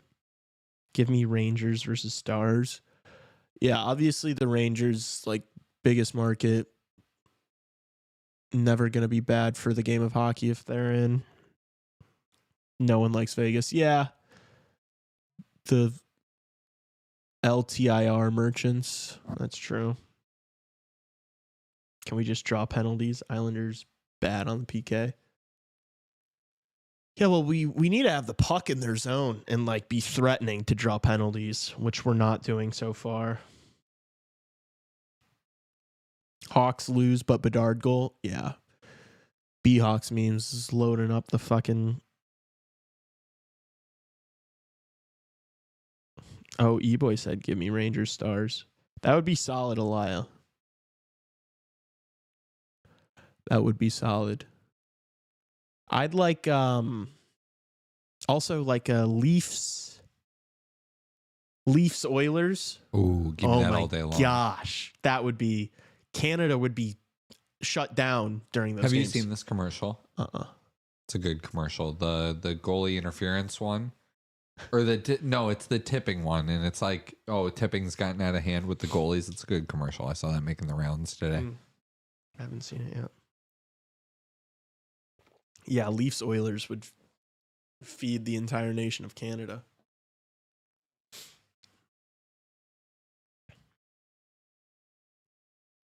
When was the last time a Canadian team won? 93 Montreal Canadiens. Oh my God. That's insane. That's like actually crazy. Yeah. Wow. Canada, man. You Canucks. That might spark a civil war in Canada. Yeah, it'd be cinema, dude. It would be like the most hostile environments. I bet tickets would be fucking... What do you think tickets for a Leaf Stanley Cup final game would be? Cheapest. $2,000. $2,000. Yeah, it's crazy. The NHL would be swimming in cash simply because of the Maple Leafs. Yeah. It's true. Oh, that's Simon Holmstrom who scored that goal? Yeah, that kid can rip the puck. Yeah, Sodi never saw. Oh, gosh. Kaiser just blew an edge. We're still out shooting them. Cope.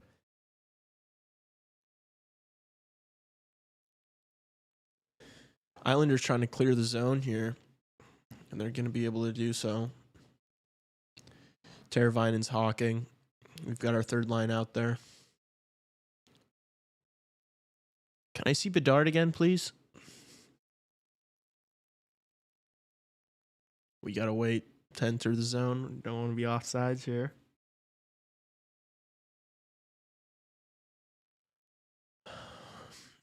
This period has sucked. I think we can all agree. Not an ideal second. Far from it. At least the Bedard line is back out there. Whoa. Korchinski just got saved from falling on his ass. Bedard gains the zone. Loses the stick handle. Islanders come up with it. Start going the other way. Khrushchev's retreating. The minus 120 player. Oh my gosh, man. This is Islanders bread and butter is just ripping it from the point and just throwing some people in front of the goalie. Soderblom hasn't seen any of these. People around the league might start catching on to that. We just look lost the 5 minutes after conceding a goal. Yeah. It's like you can tell this team is such a momentum team. It's like once things start going bad, they just like have like a different demeanor about them. I don't know, like individually. Ooh, Bedard wasn't happy there.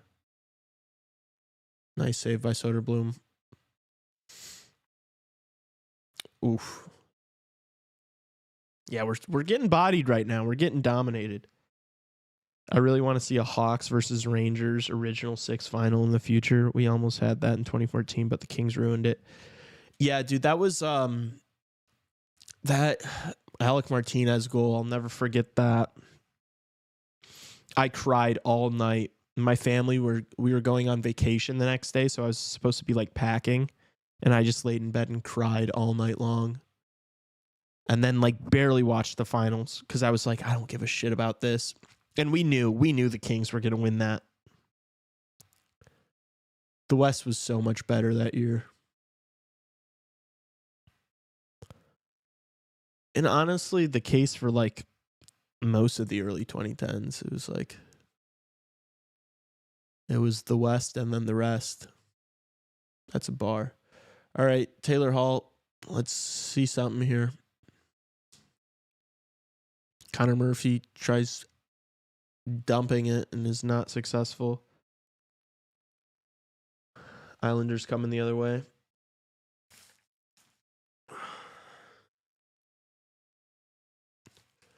Minute 48 left. Bertuzzi tries centering the puck. Gets deflected. Islanders going the other way. Oh, nice save, Soderblom. Man, we're not clicking. We're not finding any passes. We're not having any sort of sustained offensive zone time. This is just like sloppy right now. Guys are all trying to play individually. Like they've lost the plot here. Let's get something going here. There we go. Now we got some passing. D to D. Kaiser dumps it. Foligno just got tripped the fuck up. We're going to get something for that, right? That was...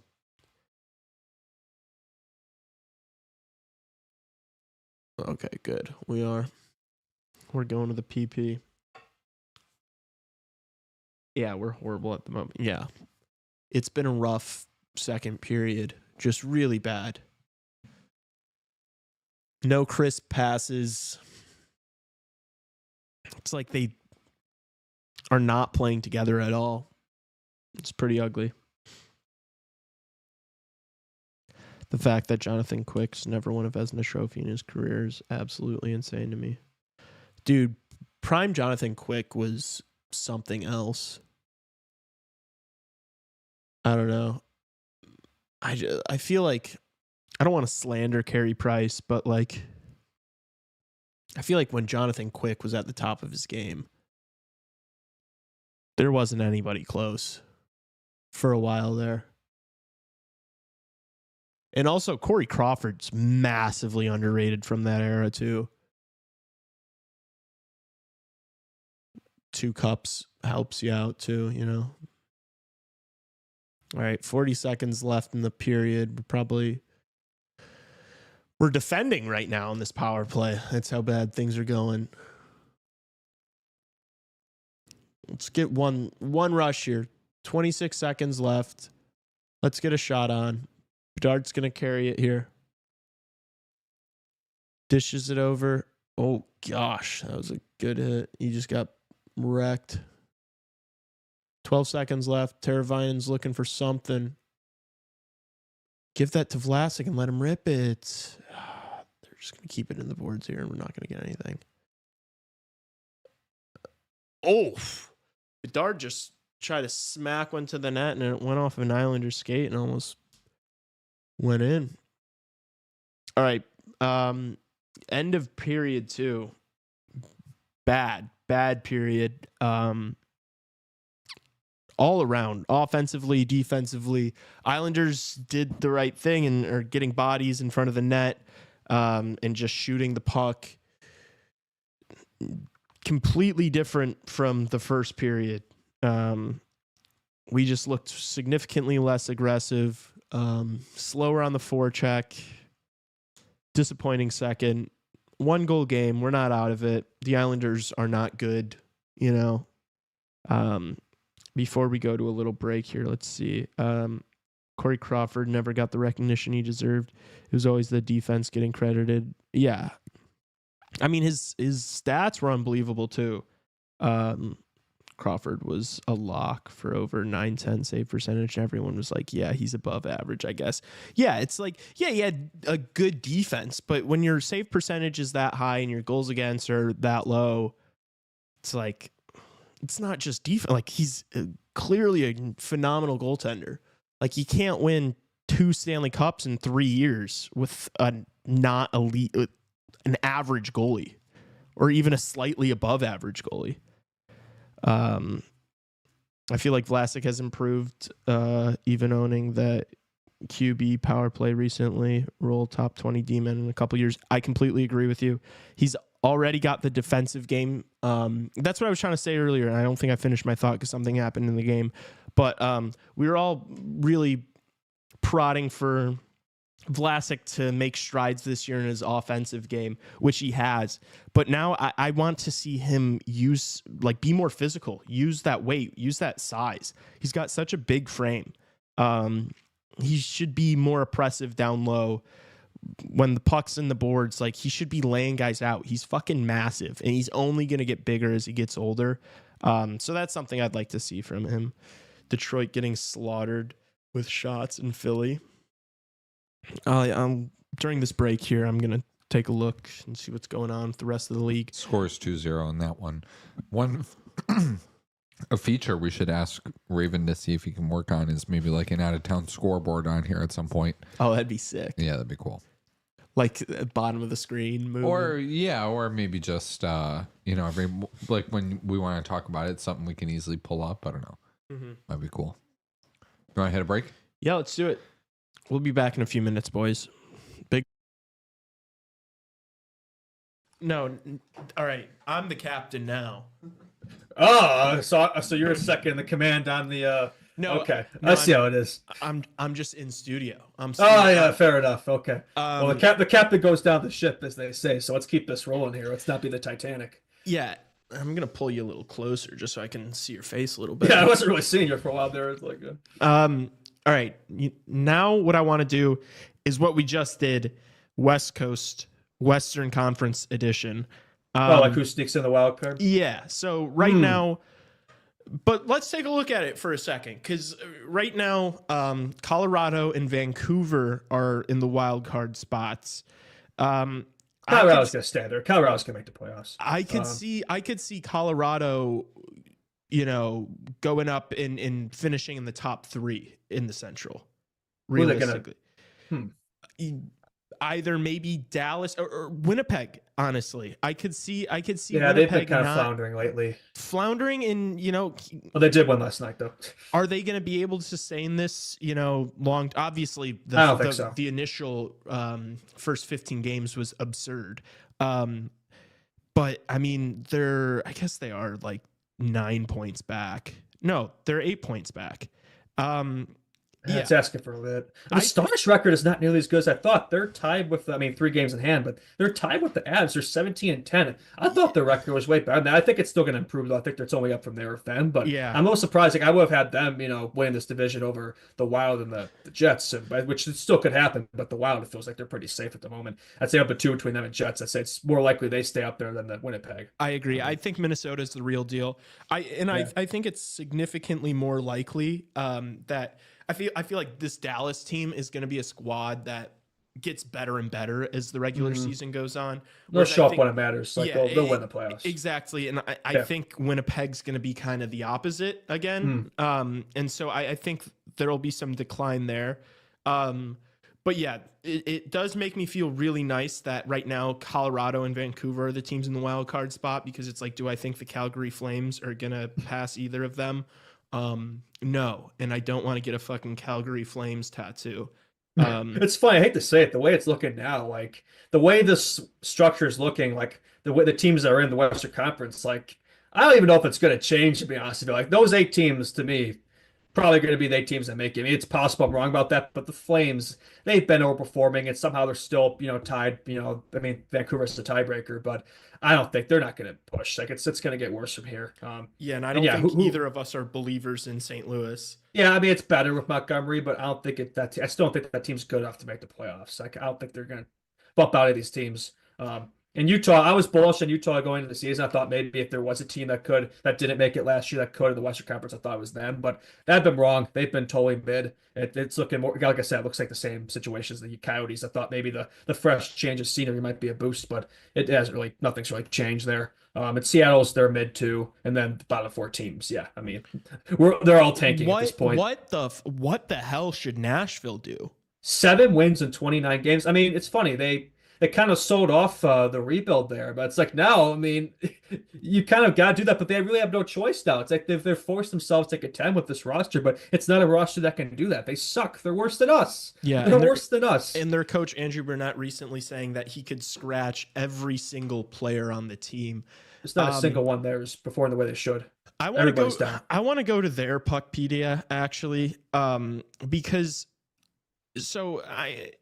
they obviously went away, like trading guys like Askarov. Like I know they kind of went away from what could have been like a rebuild to try to win now.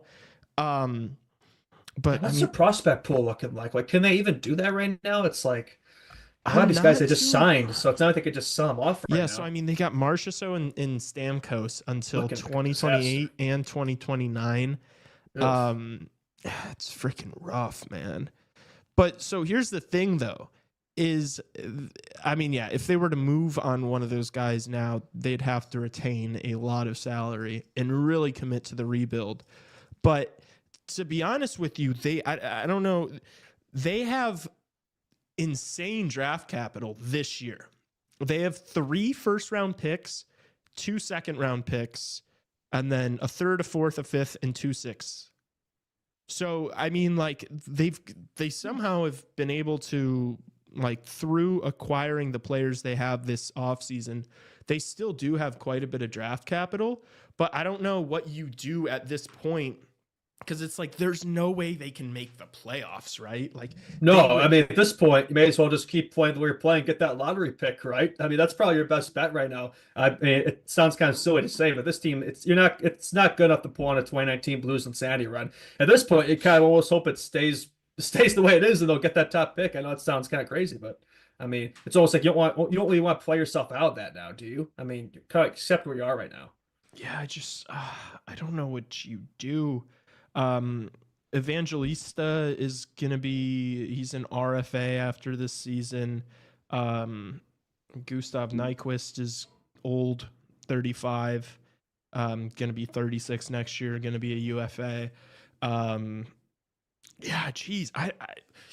that would suck to be a Nashville Predators fan, because it feels like they're in a crazy spot where it's like they're in no man's land right now. They have no direction. It's that's like the worst spot to be in. Like, at least with us, like we suck right now, but we have a direction, we have a path, we know we have a bright future. But the Predators, I think you once had that bright future, but now you don't. I mean, it's looking pretty dark at the moment, and it could be a long fix.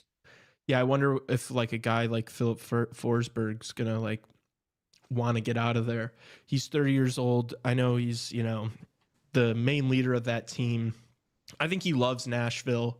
But I mean, that stinks. Like last year, I remember it like seeing them in the playoffs against Vancouver. It was like, man, this roster's probably just like a couple of pieces away from being like a legit team. But then they made a couple really big ones, and like I don't think was there a single person like well-known like insider or whatever, like NHL media person who would have seen this coming. Honestly, I don't think, and none of us obviously saw it coming. We all had them in. It's like, I mean, I can't recall a team like this who's been this disappointing in a long time. Yeah, and something that I mentioned before the season, I didn't say that they were going to be bad, but I did say that when you throw together a team kind of like they did, chemistry's you bring a in big thing, man. Chemistry's going to be a big deal, and that it might. I did say that it was going to take some time for them to gel, but I did not predict this. Like it's toughest. There's Sorry, go ahead. Like, because you're assuming that these guys are going to produce the same way. Like, but Stamkos no longer has his Kucherov. Marchessault always works so well with that Vegas system, right? You're assuming he's going to produce the way they are. But obviously, it hasn't worked out, right? They're not producing the way they were in the system. It's new. And a lot of these guys, I mean, it just hasn't been a seamless transition, right? Yeah. And I mean, you want to, so we're tied with them. But dude, they have so many loser points. They've got 6 OTLs. So they're the Islanders of the Western Conference, but worse, way worse. And they have 7 wins. Like, we have the second least wins of 9. Still don't have 10 yet. That's another reason we want to win tomorrow, right? Get that, then that would make the Predators the last team in the league with not 10 wins, and they're still 3 away. So that's pretty wild too. Yeah, I mean, they'd have to go on like a run that the Edmonton Oilers did last year if they wanted to make the playoffs this year.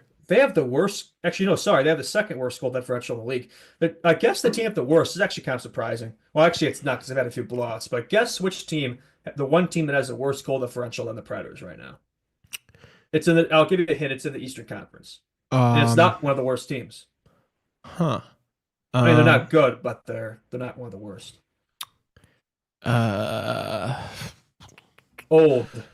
Old. Is it the Islanders? No, washed. Uh, A team that should be rebuilding, Pittsburgh. but there you go. Oh, okay. It's the Penguins, a negative 30 goal differential. I would not have guessed that they have the worst. Another thing I'm looking at here, just looking at stuff, the Bruins have a negative 19 differential. They're third. They're still in as bad as the season that they've had. They're still third in the division, so that's kind of interesting too. I'm just looking at standings right now, just pointing out things I find interesting. That's how locked in I am today. Yeah, no, it's that kind of show, and also it's one of those days. We're not used to doing later on Wednesdays too, so I think we're all kind of in a funk there too. I had no clue I was doing the show today. I was told yesterday that I wasn't going to be on the show today because you guys were doing it in the morning. We were supposed to do it in the afternoon, but the Wi-Fi wasn't working over here, so and then I had a final I had to get to, so we had to push it back to now. So there you go. I think it's a long day for everybody. Pretty much. Also, it was a Tassos birthday stream, so we're just kind of hanging out, having fun. Well, it doesn't help with there's not really a lot to talk because the Hawks, they haven't played. I mean, they've had the game Monday, obviously, but we talked about the post game show. But now it's 2 days off, really no news or anything. I was hoping that's another reason why I was hoping we'd get a call up there so we could talk about that, but that hasn't happened yet. Hopefully, it will happen soon. But just not really a lot of news to cover from the Hawks end and NHL too. It's a little different. But Kevin in chat said if we gave 3 points for a regulation win, you'd have a better chance to come back. I don't know when he left that comment, if it was in reply to the Predator situation, but if you gave 3 points for a regulation win and then just 1 for an OTL, they'd be in an even worse spot than they are because they have the least regulation wins. They have the least amount of wins in the entire National Hockey League. Like the Blackhawks have 2 more wins than the Preds do, so they'd be in an even bigger hole if it was like 3 points for a regulation win and 1 for a. Isn't that the model? Was that a regulation win would be 3 points, an OT win would be 2, and then an OT win would be 1? Yeah. But it's kind of, I will say this, like I don't know how much Nashville Predators fans we have listened to the show, but I will just say this. Hopefully I don't piss them off too much, but I am so here for this downfall, right? Because like that franchise, I feel like I haven't viewed them the same way since 2017. There's always been a sour taste in my mouth since then. So to see them going down in flames after everybody crowned them the offseason, free agent champions, that this team was legit, and to see them dead last right now, worse than us, I'm all here for it. Like I find it very entertaining. So I'm just gonna say that, get that out of the way. Was the 2017 years that the year they swept us and that was it really painful. ended? That was like the last kind of. And that's what like set what off killed where we're at now. Yeah, killed the dynasty. I remember watching game 4 at my friend's house, and I left like with a few minutes left in the game crying. And I was 17 years old. Like I was like, I was damn near an adult at that point. And I remember fucking leaving my friend's place, fucking crying my eyes out. Yeah.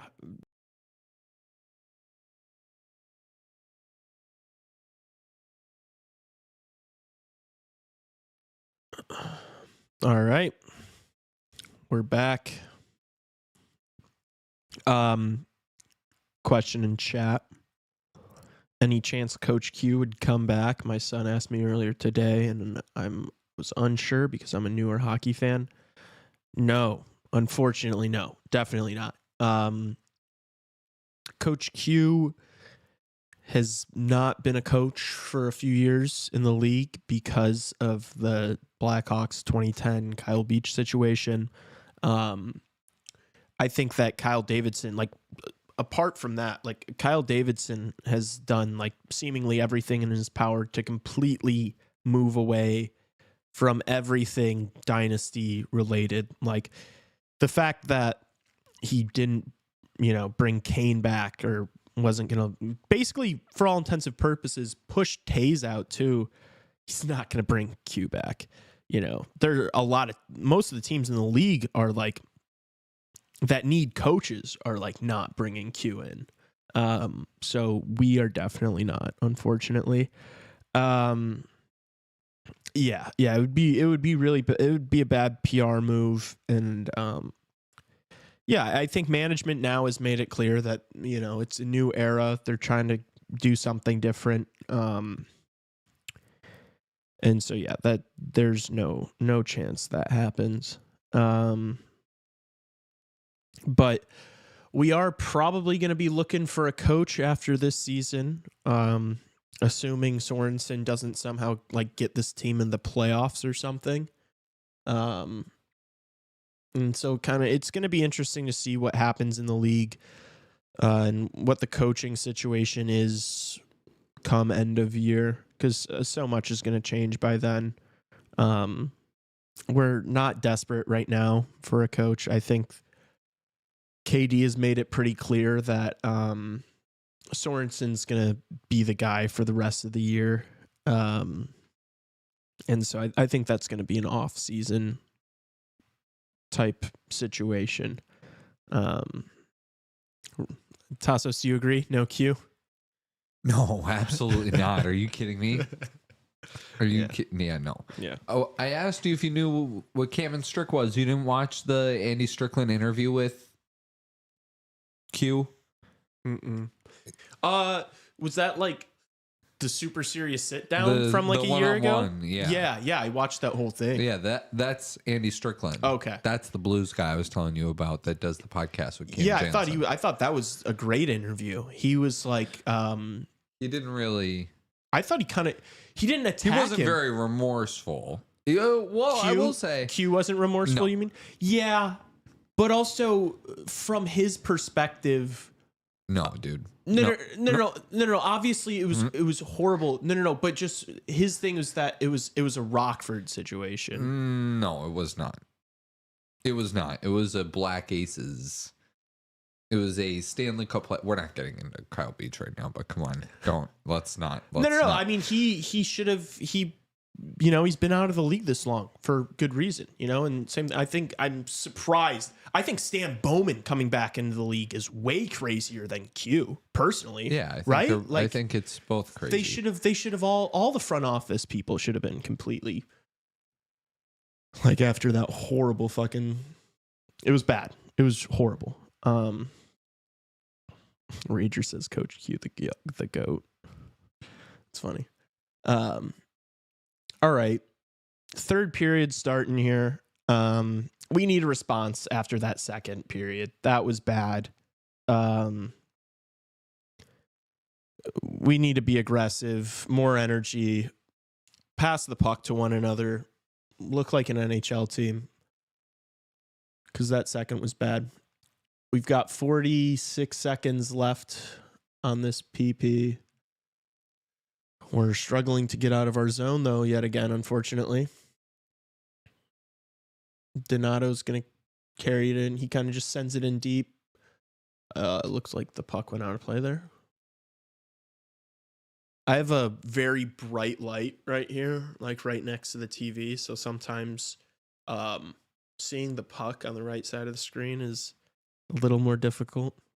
I don't like hockey because I can't see the puck. You ever heard that one? Yes, I hate it so much. So cringe. It's dude, what is wrong with your eyes if you can't see the puck? It's black on a white surface. That just means you haven't watched Any one hockey. whole game. One whole game. Yeah, it's so true. All right, Korchinski's out there. This is the second unit here. Ooh. Sorokin, kind of awkward there. Weird game for him. Yeah, why have all the shots he's taken up top have looked really uncomfortable for some reason. I wonder if he's got a bit of an injury. Yeah, he didn't really see that one at all, I guess. It was a good shot by Smith. If it was just a few inches to the right. Pittsburgh's beating Montreal 8-2. Sid always plays well against Habs. Oof. How many does he have tonight? I bet it's at least, if it's 8-2, it's at least 3. Yeah. Damn.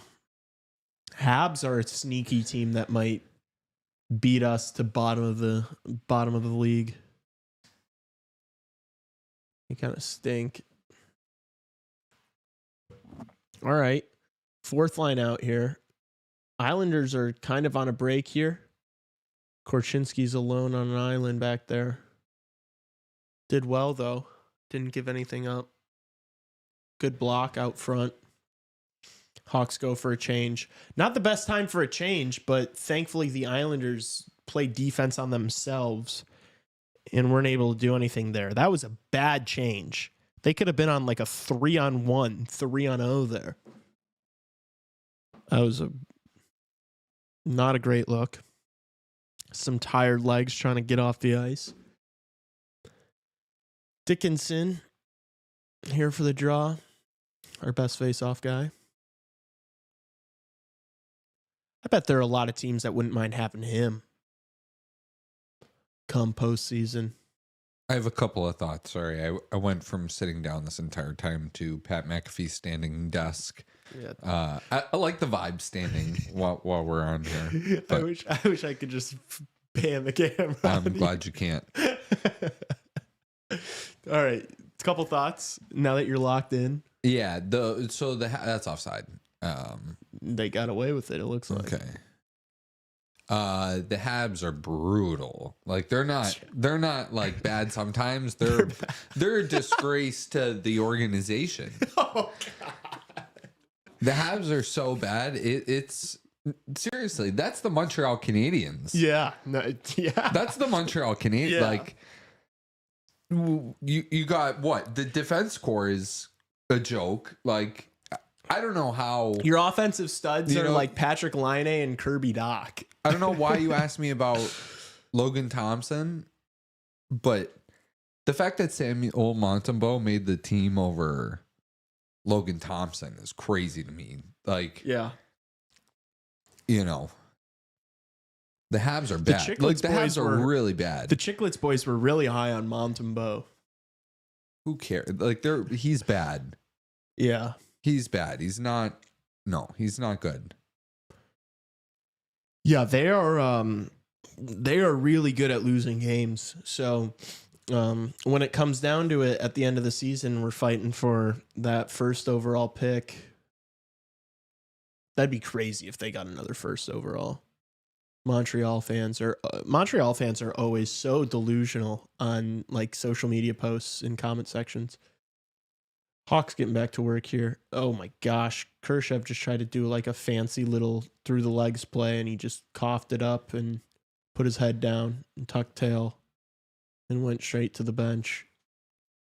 He's lucky Luke Richardson isn't the bench boss because his ass would be sitting for the next couple of shifts after that.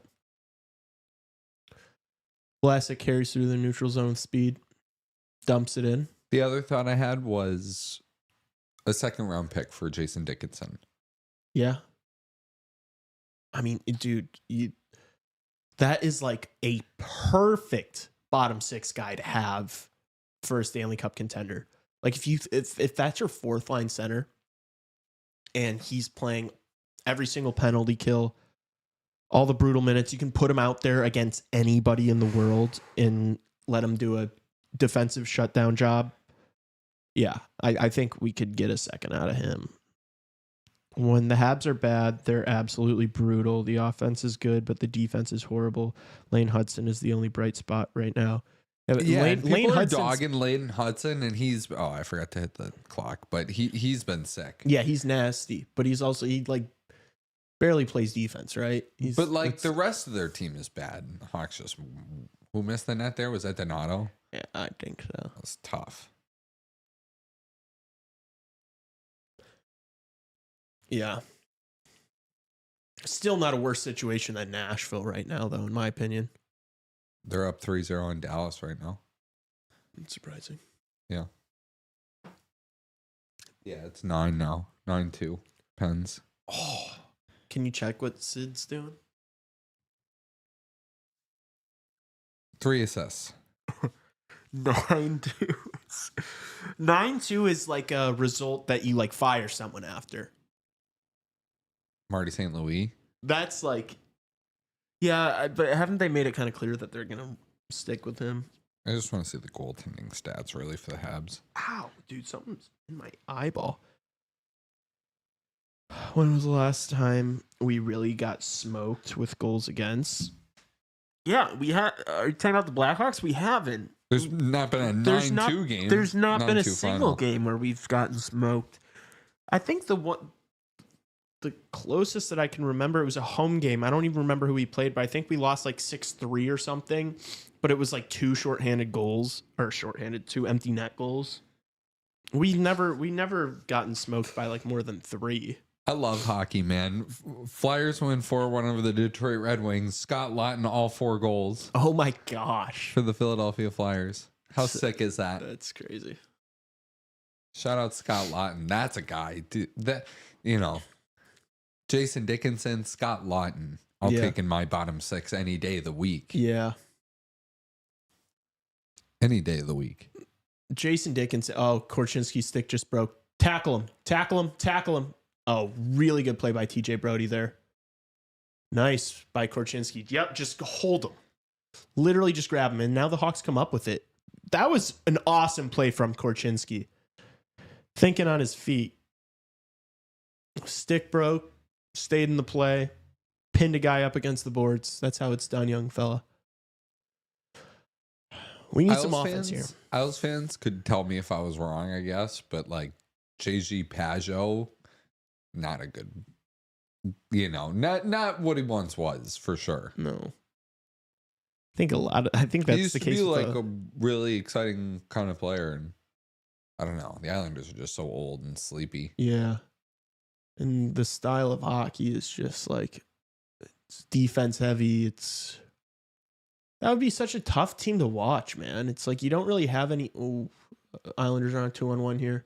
They score. It's always when we're talking shit, dude. It's always when we're talking shit. Dude, I thought it was about to be JG Pajot. I was about to feel like an idiot. Well, as we're talking about how sleepy and depressing it would be to be an Islanders fan, they score on us to make it 3-1.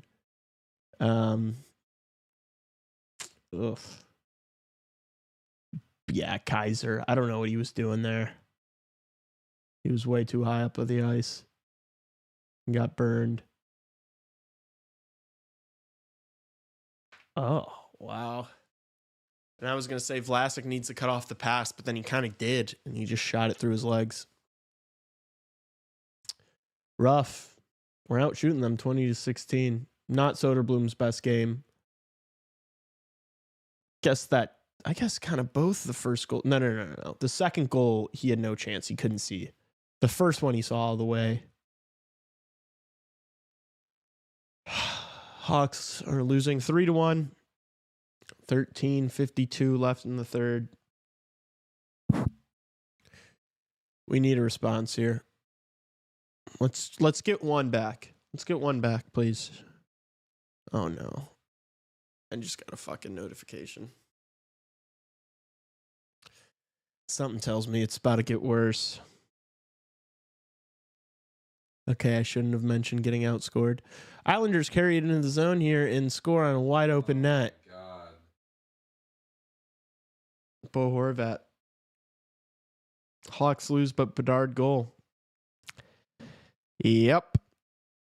We all you guys are just as responsible as Tassos and I for drinking that shit. You guys jinxed the fuck out of that.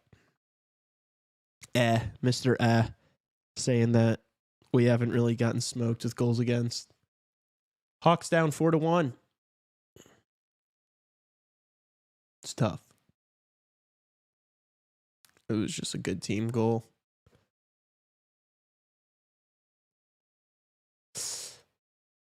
Well, that's a frustrating one. Getting dunked by the Islanders, though. Almost criminal. Bad news, Lee. Last time Hawks got brutally beaten was 12-0 versus Detroit, December 4th, 1987. Rager, what did you just put in your Google search bar? Oh, Bedard almost had a chance for another there. I would have, if he just scored there, I would have been like, perfect. Great game. I'll take a 4-2 loss with 2 Bedard goals. Could have ended the stream right there. If the Hawks come back, will you get a Bedard portrait tattooed? I get Bedard's face tattooed on me. I don't know. Down the road, if we like interview Bedard, I don't know if I want to have his face on my body. You know? Yeah, that'd probably be pretty weird, huh? Yeah. Yeah, so I'm going to say no to that. Sorry. Maybe like, I don't know. Maybe I'd get the date or something. I don't know. Not his face. That's a little too schmeat righty for me. Offensive zone draw, we lose it. Islanders going to be able to take it out. They do. They flip it in our zone. This sucks, man. This was like a tale of 2 different completely periods. The first period, we looked good, man. We looked hungry. It looked like we wanted to win. We were aggressive on the forecheck. And now it's just like sluggish and lethargic.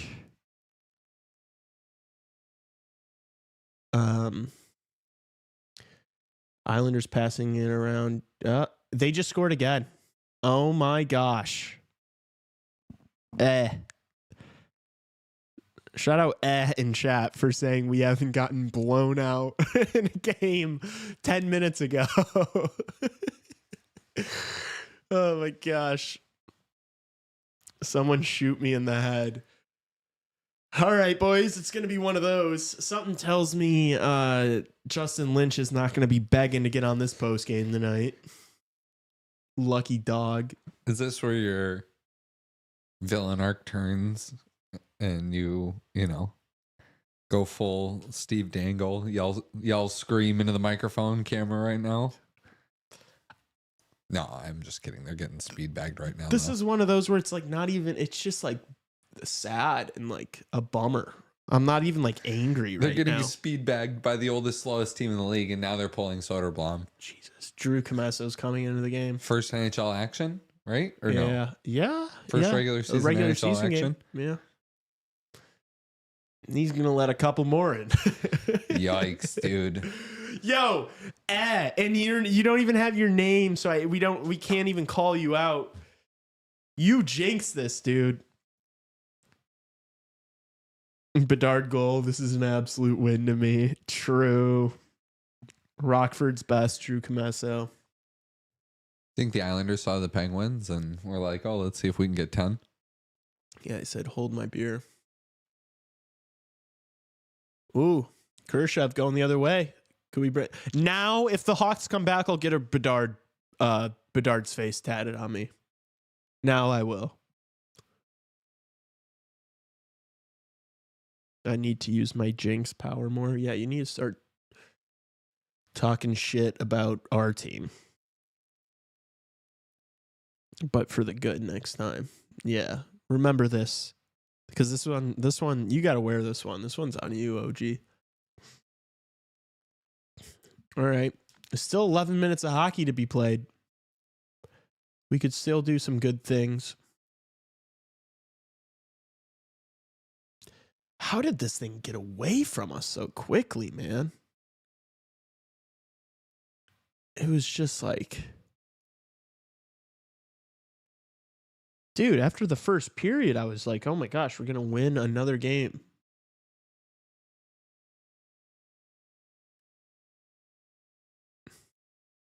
Yeah, this is Drew Comesso's NHL debut. Yeah. We're watching it live here.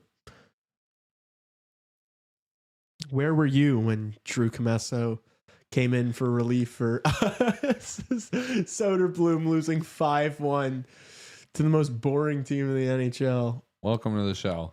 During the rebuild year. This is history. You guys are going to remember this for the rest of your lives. Maybe sets up for him playing a game this weekend, though, on the back-to-back if Mrazek can't go. Yeah, maybe. Probably. Because I don't think you can pin this on Soderblom. I don't know. We can talk about it post-game, but... a couple of those were softies. A couple, yeah. You can't. Like, either way, even if you took away those softies, you're still down 3-1. The team's falling apart. I'm going crisscross fucking applesauce now, boys. Oh my gosh. Nashville's winning at least, leaving us alone at the bottom. Great. You're getting taught. Oh, Wyatt Kaiser? Good save, Sorokin. We kind of got Sorokin tonight. He's Sorokin it.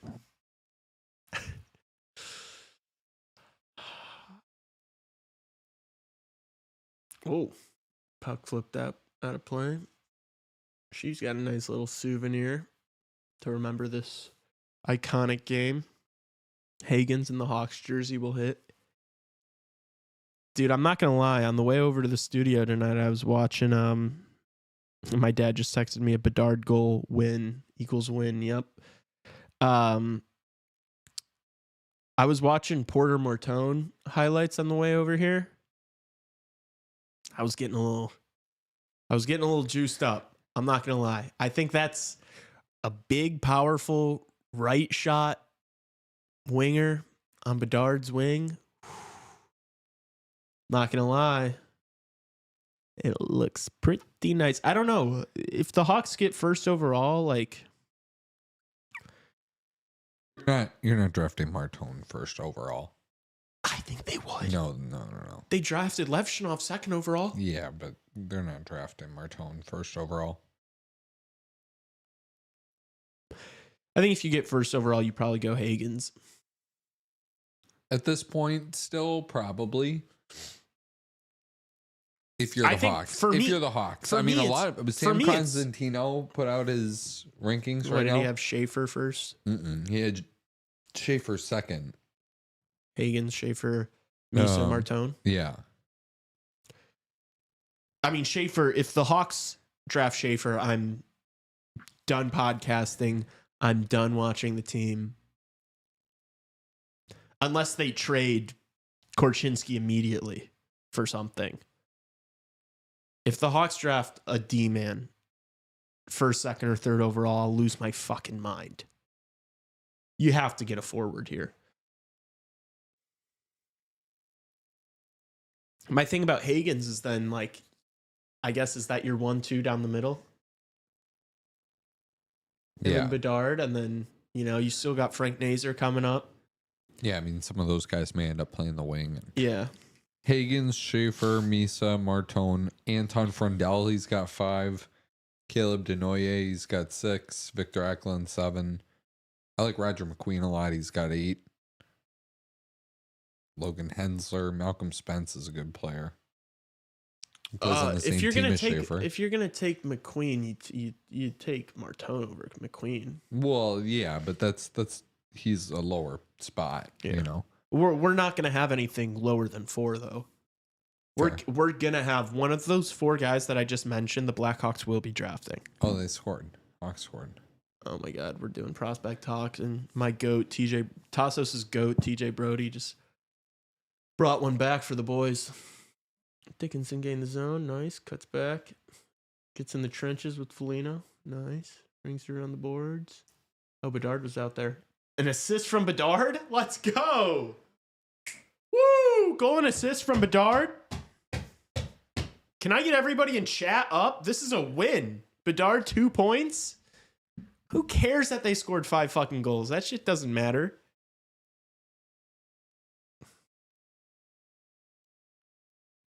Bedard 2 points.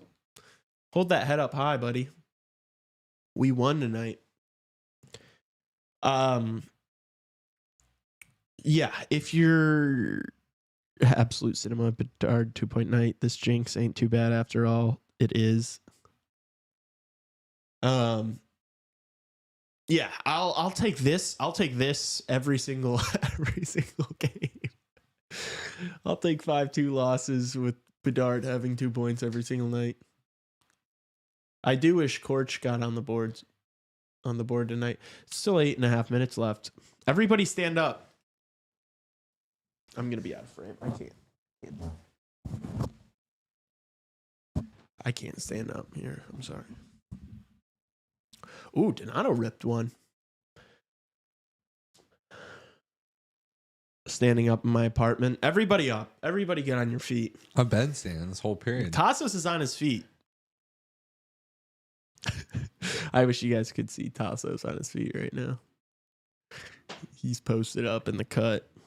Dude, I've been crushing the clock the second half of this game for the most part. Yo, chat, can we get some claps That's all right. It's for fine. I don't Tassos need on the it. I clock? don't need it. Don't patronize me. I don't need it.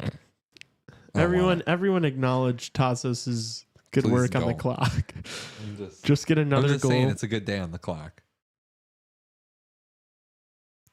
Just get another goal and close the gap and lose. Fine by me. How many first round picks we banking on the Hawks having? If we got some later first round picks coming in, Brady Martin's a good player. Sam Cosentino has him going 25. I think he's going to go higher than that. Plays for Sault Ste. Marie. Just a couple of CHL kids. Cameron Schmidt should probably go a little higher too. Plays for the Vancouver Giants, just like a big boy, kind of plays like a Vander Kane a little bit. And Keyshawn Aitchison is pretty fun. Like just I don't know who I want to like.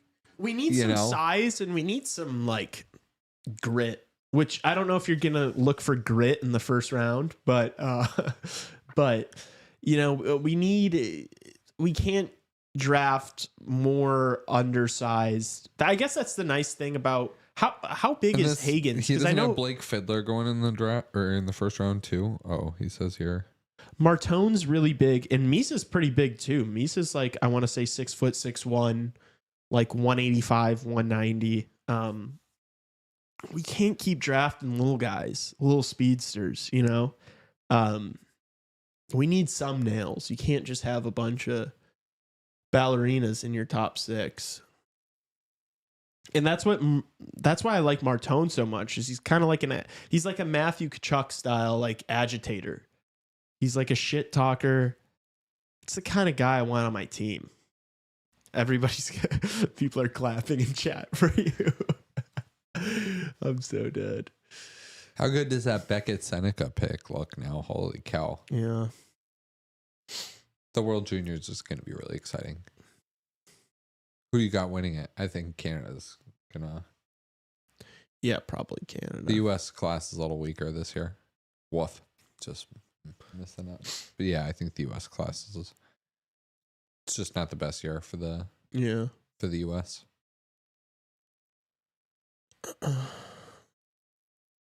Hagens is an American kid, right? Yeah. It's pretty fire.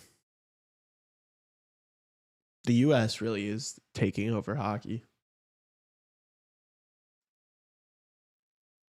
I'd say by the next Olympics, we're going to be like big favorites. Like big favorites. James Hagens is 5'10", same height as Kaner, 176 pounds. Yeah, smaller. Yeah, I think Tassos is right, though. I think if you have the first pick, you probably go Hagens. But also, it's like, if you really want Martone, do you trade down to like 2 or 3? I just think Martone might need another year of junior hockey too. Yeah, but I don't know. I don't know, Lee. I don't know if that's like... Oh. You can't draft based on who's the most ready right now. No, it's I know. Horrible way to draft. But this is something that can't be like this next year either. Yeah. That's true. 6 minutes left. As long as we don't pick Schaefer, it's fine. I completely agree. You can't pick it. They're not. They won't pick a defenseman. Why would you pick a defenseman? That would be insane. If KD picks a defenseman, he's going to get fired 30 minutes later. The event's not going to be the first round won't even be over with by the time he's fired. Reichel with some speed behind the net. Back out to Kaiser, who flips it over to Vlasic. Pretty bad pass. You'd like to see him just shoot that on the net there. Vlasic with some... it's a good play. Didn't find anybody's tape, but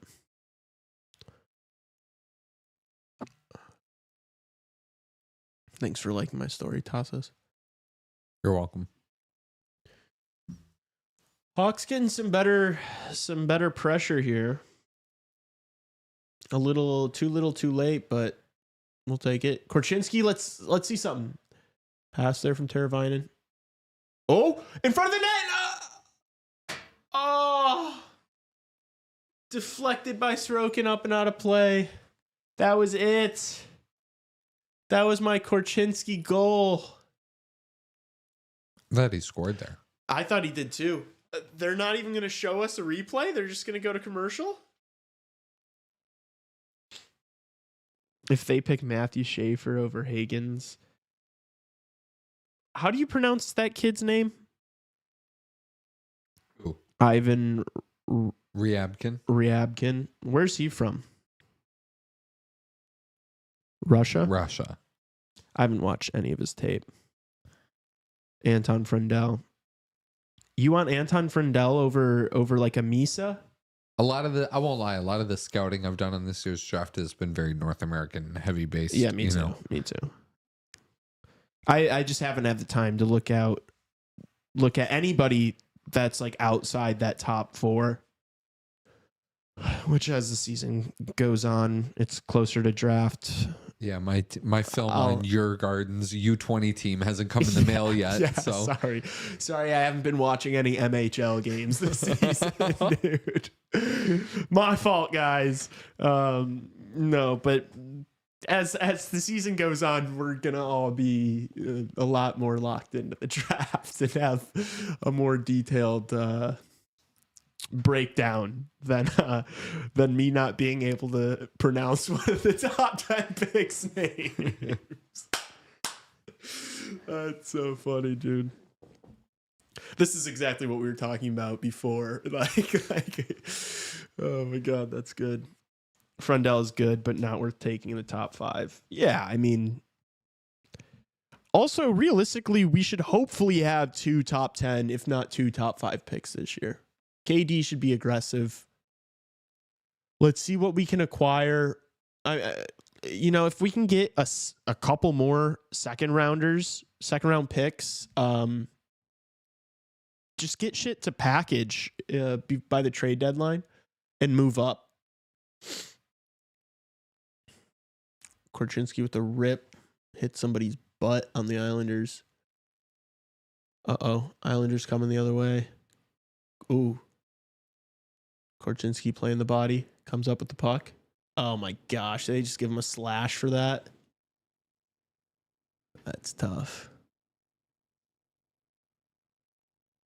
Damn, that's tough. They're going to be like... They better not send him down after this game. I don't give a shit.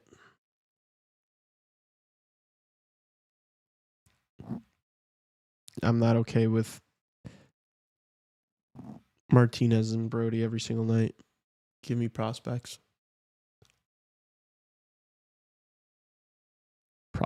Give me young players. He's not a fucking prospect. He spent the entire year in the NHL last year.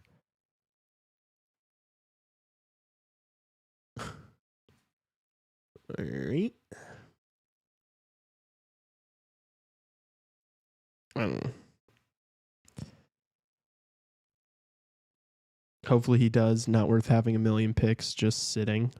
Yeah, I agree. We don't need,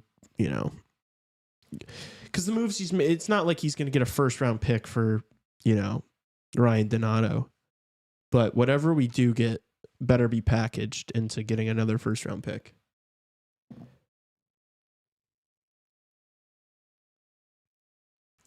Because we don't need more projects. We need, guys that are going to be ready within a couple years at least.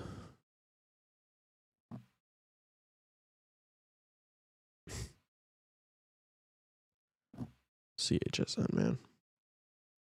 There's something else.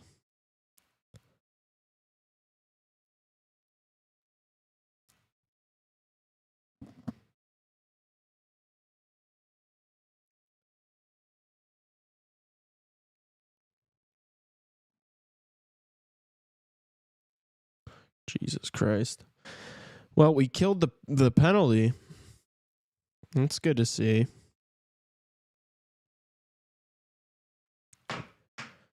I would love one more goal to make this thing look a little less bad. But you guys, we cannot be greedy. We cannot be complaining about games where Bedard has 2 points, all right? Just can't happen where we're at right now. Looks like I'm about to move to 1-3-1. Is that a woof? That might be a woof. 1-3-1's not great. I was really hoping we were. Oh, Khrushchev? I wasn't able to find anybody there. Oh, are they kind of just throwing shit around now? I like that. Was that Khrushchev, Reichel, and Bedard out there together? That's fun. They did that for a little while last year. They just couldn't play any defense. Oh, Khrushchev, maybe no. Ah, come on. He gets jammed up into the boards. 2 minutes left.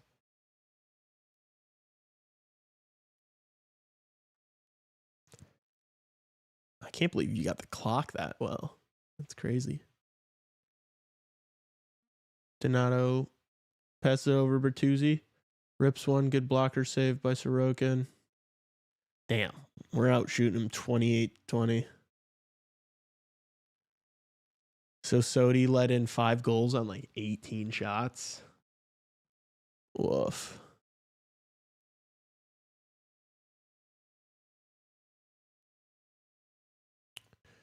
Korchinski dumps it in.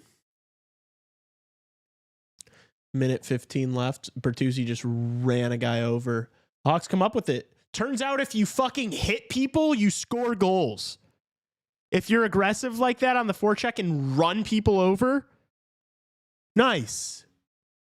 Great feed from Taylor Hall. That was like, I feel like the first time I've seen Tyler Bertuzzi like try to do something, dude. That was a great goal. That was a really nice goal. Nice. 5-3. Bedard 2 points. That's a Blackhawks win. Sodi might have let us down. Yeah. I mean, what is that going to be? Like an 850 save percentage? Worse than that?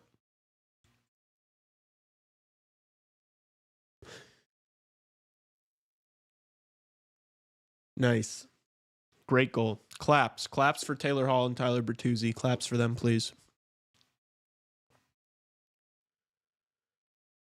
I'm okay with this game. I know that's such a loser thing to say, but we're not going to win every game. He didn't, so Kamesa didn't want to cover that. Bedard coming the other way here. Ooh. Dickinson barely stayed on side. Wow. Cross ice pass, finds Bertuzzi. If he scored again there, that would have been sick. 3-point night for Bedard? That would have been. We pulled the goalie. That's aggressive. Just rip. You have to shoot. You can't set it up. You got fucking 15 seconds. We got to shoot the puck, even if there's not a lane. Oh my gosh, they just scored. Well, we're within one. Unfortunately, it's going to be a little... That's unreal. That's hilarious, dude. Guys, great game. 5-4. Hard-fought battle. Close game all the way. A nail biter, you know? These are the ones we want. I can't even make jokes about it. What the fuck was that? Did that go off Bertuzzi? It's going to be another Bedard assist, right? That's another Bedard point. This is unreal. Cooking an attack for once. That's hilarious. 8 seconds left. I don't even know if you're going to be able to get a shot like in their zone. You have to win the draw and rush there. That's hilarious. Bedard, 3 points, boys. 3 points for our boy. Claps, please, in chat. Please. And thank you. Sorensen's... Oh, that's not Sorensen. That's Kanger. We got too many baldies on the bench, dude. We got fucking Michael Jordan. Just want to palm one of their heads. Let's see. Did it touch Bertuzzi? I think I'd rather. Yeah, hit Bertuzzi. Wow, Bertuzzi 2-goal game, 3-point night for Bedard. Out of nowhere, a quiet 3-point night for Bedard. That's what he does. That's what my goat does. He'll have a quiet 3-point night. We got steamrolled by the Islanders tonight and somehow lost by 1 goal. That's what the New York Islanders do. Oh my gosh. Well, Tyler Bertuzzi just tried to score a hat trick from his own zone. That would have been insane. Can you imagine that went in after I said after you said you'd get a tattoo if they tied the game? That would have been unbelievable. Sheesh, I escaped it. We would have made you pay up on that tonight. Would you? Yeah. Thank God. All right. The Blackhawks get dismantled by the New York Islanders and only lose by 1 goal. Bedard with a 3-point night. Tyler Bertuzzi with 2 goals. We're going to end this like right here because me and Tassos still have to do the post game after that fucking really weird game. So that was really weird. Yeah, we're going to end this and then go live in a few moments. So come Head back over in. there after this. Yeah. And hit the fucking bell right now. If you're already subscribed, if you're not subscribed, subscribe. If you're watching this, if you're watching us live stream the game and you're not You're subscribed, probably subscribed. just subscribe. But if you are subscribed, hit the bell. Bet you didn't tell your Dude, dad to subscribe. ESPN, yeah, he's already subscribed. No, I meant all the listeners. Oh, all the listeners. Tell your dads. Tell your dads to subscribe. And your unks. ESPN was way too aggressive there. They said final New York Islanders 5, Chicago Blackhawks 3. Well, you guys tweaked because that was not the score. All right, we're gonna go live in a sec. Hit the fucking bell. We'll see in a few minutes. Oh, wait. One last thing. We're almost at 200 likes on Spotify. Head over there and true. We're at 198 or 199 Yeah. or something like that. Like somebody hit us to over 200. That'd be awesome. That'd be really cool if you guys could go push that over the line there. It's super easy. And also, if you really love us, go to Apple Podcasts and rate us 5 stars. Yeah. All right. All Post game right, soon. We'll see you in a couple seconds.